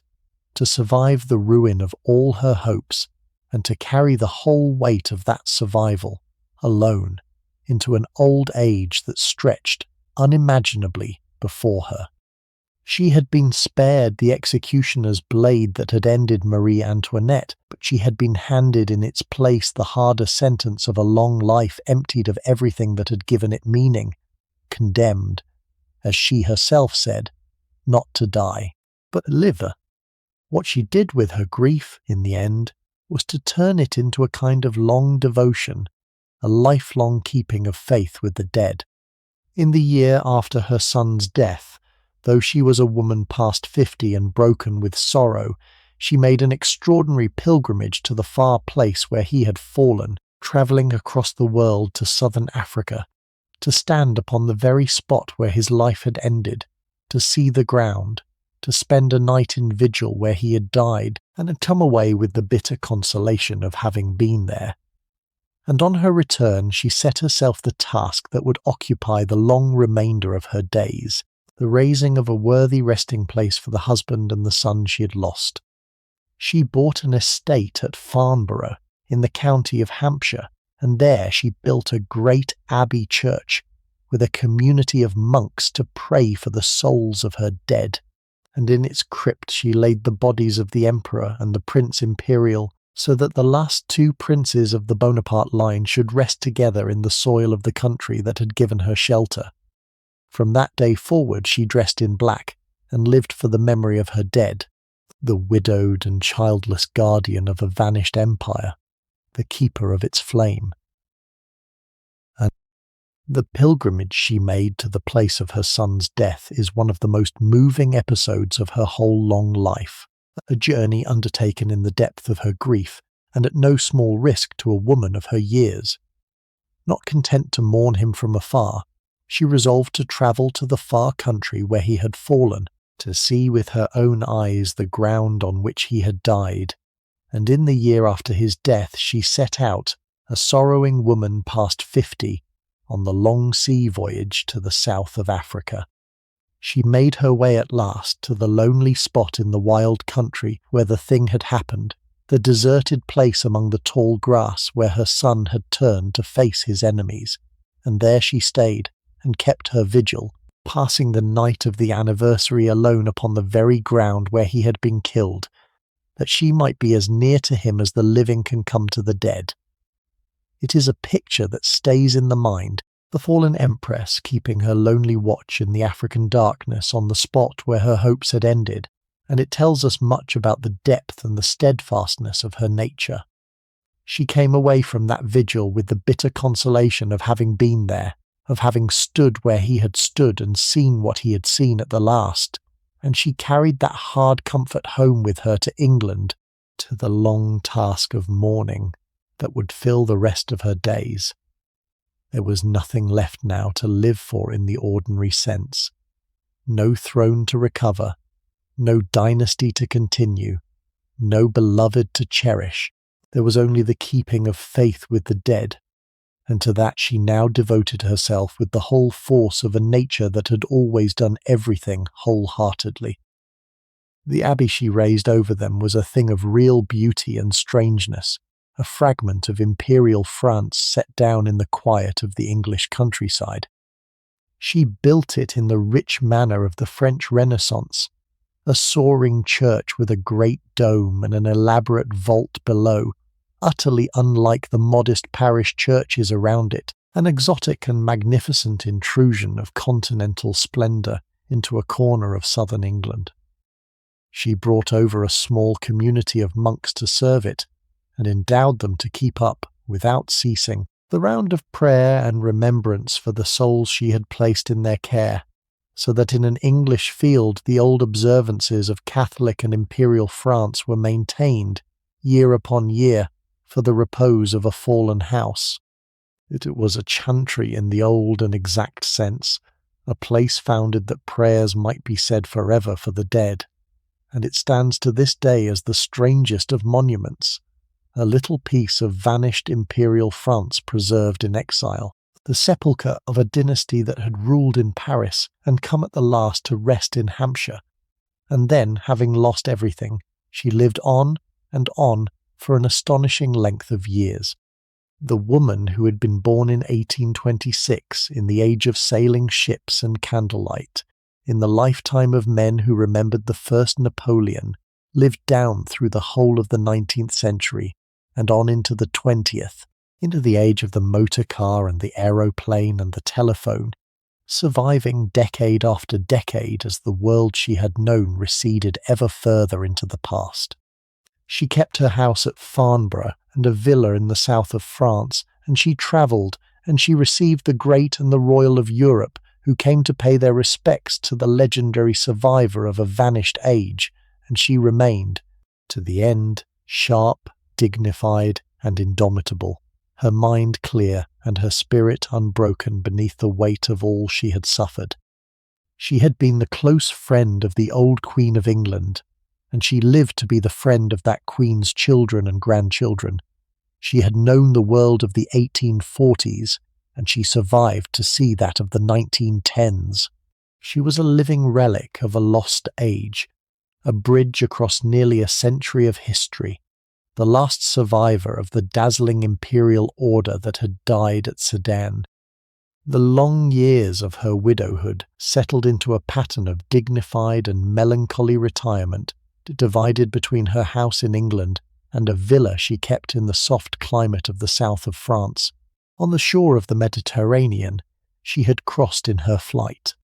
She lived quietly, in the main, surrounded by a few faithful friends, the relics of her vanished grandeur, occupying herself with the memory of her dead and the management of her affairs, a figure of legend to those outside and of deep mourning within. But she was no recluse, for she kept up her connections with the great world she had once adorned, received the visits of the royal and the famous, who came to pay their respects to the survivor of a heroic age, and travelled, even into her old age, with an energy that astonished those about her. The web of her relationships in these later years reached across the whole of royal Europe, for she had become, by mere survival, a kind of living monument, the last great figure of a vanished epoch, and the crowned heads of the continent treated her with a special reverence. She had been the friend of the old Queen of England, and she lived to be the trusted friend of that Queen's descendants. She stood godmother to a princess who would become a Queen of Spain. She was close to the family of the last Russian emperors and to half the royalty of the continent besides. To the younger royalty, she was a figure out of history, a woman who had reigned in the great days of the century, who had known everyone and seen everything, whose memory stretched back past their own grandparents into a world they knew only from books, and they came to her for the romance of that connection, to touch, through her, the vanished splendour of an earlier age. For that was her strange destiny in these last decades, to outlive her own age so completely that she became a relic of it, a bridge thrown across the widening gulf of years. She had been born in the age of sailing ships and candlelight, and she lived on into the age of the motor car and the electric light and the flying machine, watching the world she had known recede ever further into an irrecoverable past. The empire she had reigned over was ancient history now, the splendours of her court a faded memory, the great figures of her day all dead, and she walked on alone through a transformed era, the sole survivor of the dazzling imperial age, carrying within her, like a sealed treasure, the living memory of the dazzling imperial age that had died at Sedan. She lived indeed to see one thing that must have given her at the very last a kind of grim satisfaction. The provinces that France had lost to Germany in the catastrophe of 1870, the loss that had broken her husband and her empire, were torn from Germany again and restored to France in the great war that convulsed the earth in her final years. And the old Empress, very near the end of her long life, lived to see the enemy who had destroyed her world defeated in his turn, and the wound of 1870 at last avenged. She had outlived her tragedy by half a century, and she had outlived, too, the triumph of those who had ruined her, and there was a strange completeness in that the woman who had seen her empire fall should live to see its conqueror brought low. She had been condemned, as she once said, to live, and she had borne the sentence with a courage equal to anything in her brilliant youth, and now, at the very end, history had granted her a last bitter vindication. The great war that convulsed the world in her final years touched her nearly, for it was a war between her adopted France and the Germany that had destroyed her empire, the very enemy whose rise had been the ruin of her house. Old as she was, past 90 now, she followed the struggle with passionate concern, all her loyalties engaged on the side of the country she had once ruled, and she did what a woman of her years could do to help the cause, lending her support and her means to the war effort, even fitting out a part of her household for the care of the wounded. She had her own bitter score against the power that had broken her husband and stripped her son of his inheritance, and she watched the long agony of the war in the fierce hope that France, this time, might prevail where she had seen it so terribly fail. The war found her a very old woman, past 90 now, but it roused in her all the old fire, and she followed its course with a passionate and partisan intensity. She had her own long account to settle with the power that had broken her husband and emptied her son's inheritance, and she threw herself, so far as her age allowed, into the cause of her adopted country, giving of her means and lending her own yacht to be fitted out as a hospital ship for the wounded. She read the dispatches, followed the battles, rejoiced in the victories, and grieved over the reverses with the ardour of a woman half her years, all her sympathies engaged, all her old enmity towards the German power flaring up again in the very evening of her days. It was a strange spectacle, the aged sovereign of a vanished regime caught up once more in a great national struggle, but it was wholly in keeping with her nature, for she had never been one to watch great events with indifference, and the last war of her endless life stirred her as deeply as any of the first. And yet, for all the grim satisfaction of it, the reckoning came too late to warm her, for there was no one left to share it, no husband to turn to in the hour of triumph, no son to inherit the country that had at last prevailed. She had outlived everyone for whom the victory might have meant anything, and she received it alone, a very old woman in a world of strangers, the last of her line and of her age. The wound of her youth was healed, but the healing could give her back nothing of what she had lost, and she knew it. And so she folded the satisfaction quietly away with all the other memories of her long life, and turned, with the calm of one who has nothing further to wait for, towards the end that could not now be far off. In the summer of the year 1920, full of years and of sorrows, the old Empress went back at last to Spain, to the land of her birth, on a visit to her relations, and there, in Madrid, not far from the Granada, where she had been born under a trembling sky 94 years before, her long life came quietly to its close. She had outlived her husband by nearly half a century, and her son by more than 40 years. She had outlived her empire, her age, and very nearly her century.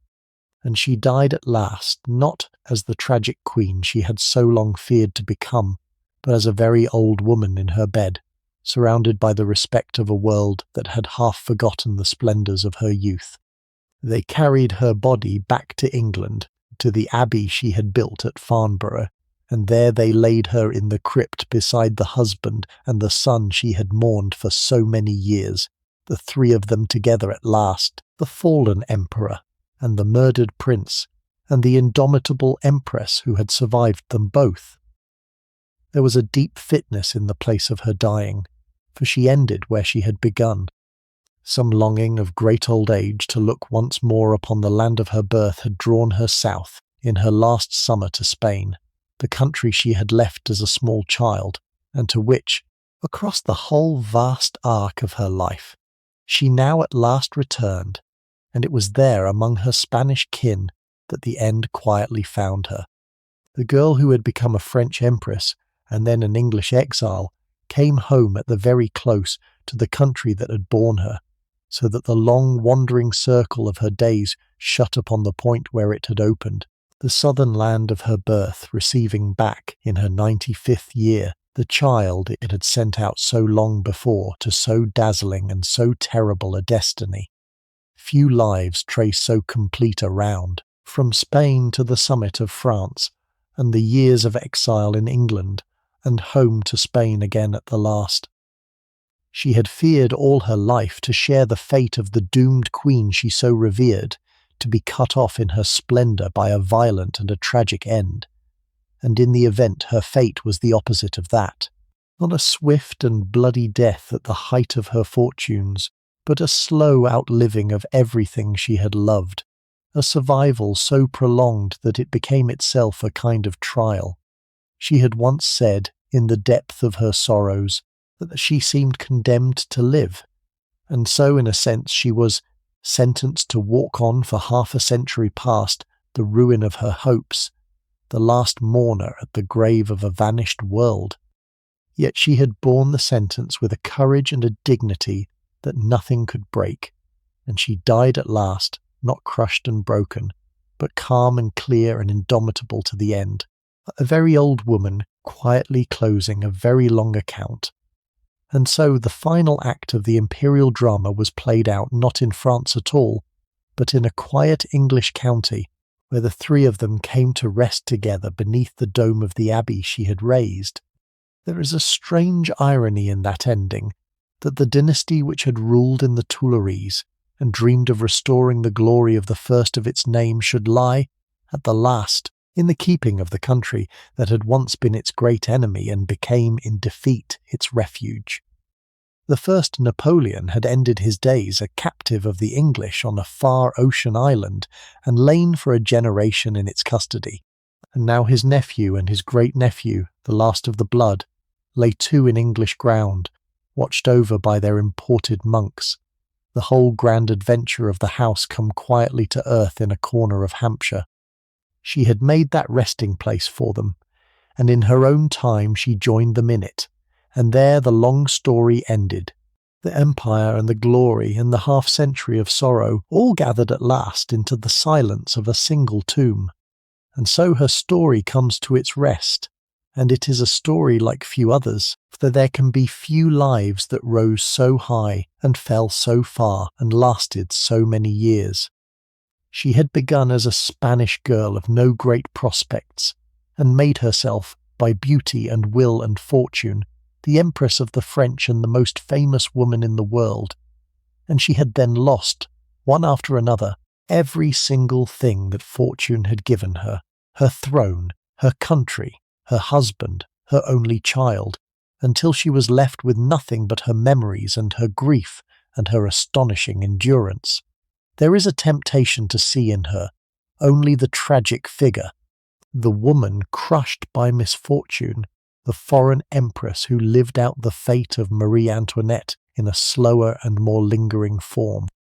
But that is not the whole of her, for through it all she kept her courage and her dignity, refused to be broken, met each blow with the same proud spirit, and lived her long sorrow out to the end with a strength that commands respect. She was vain, perhaps, and meddlesome, and not always wise, but she was also brave and faithful and unbowed, and she carried a weight of grief that would have crushed a weaker soul, and carried it for 50 years, and did not fall. If you have stayed with me through the whole long arc of her story, from the trembling tent in Granada to the crypt at Farnborough, then thank you for keeping me company through the few hours we have spent together. I hope she stays with you a little, the Spanish girl who became an empress and outlived her empire, a life that holds, in its single span, almost the whole drama of the age.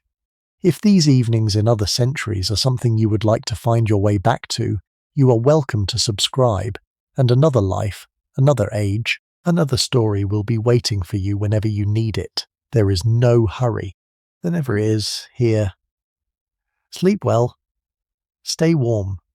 Be kind to the people in your house. And I will see you in the next one. Good night.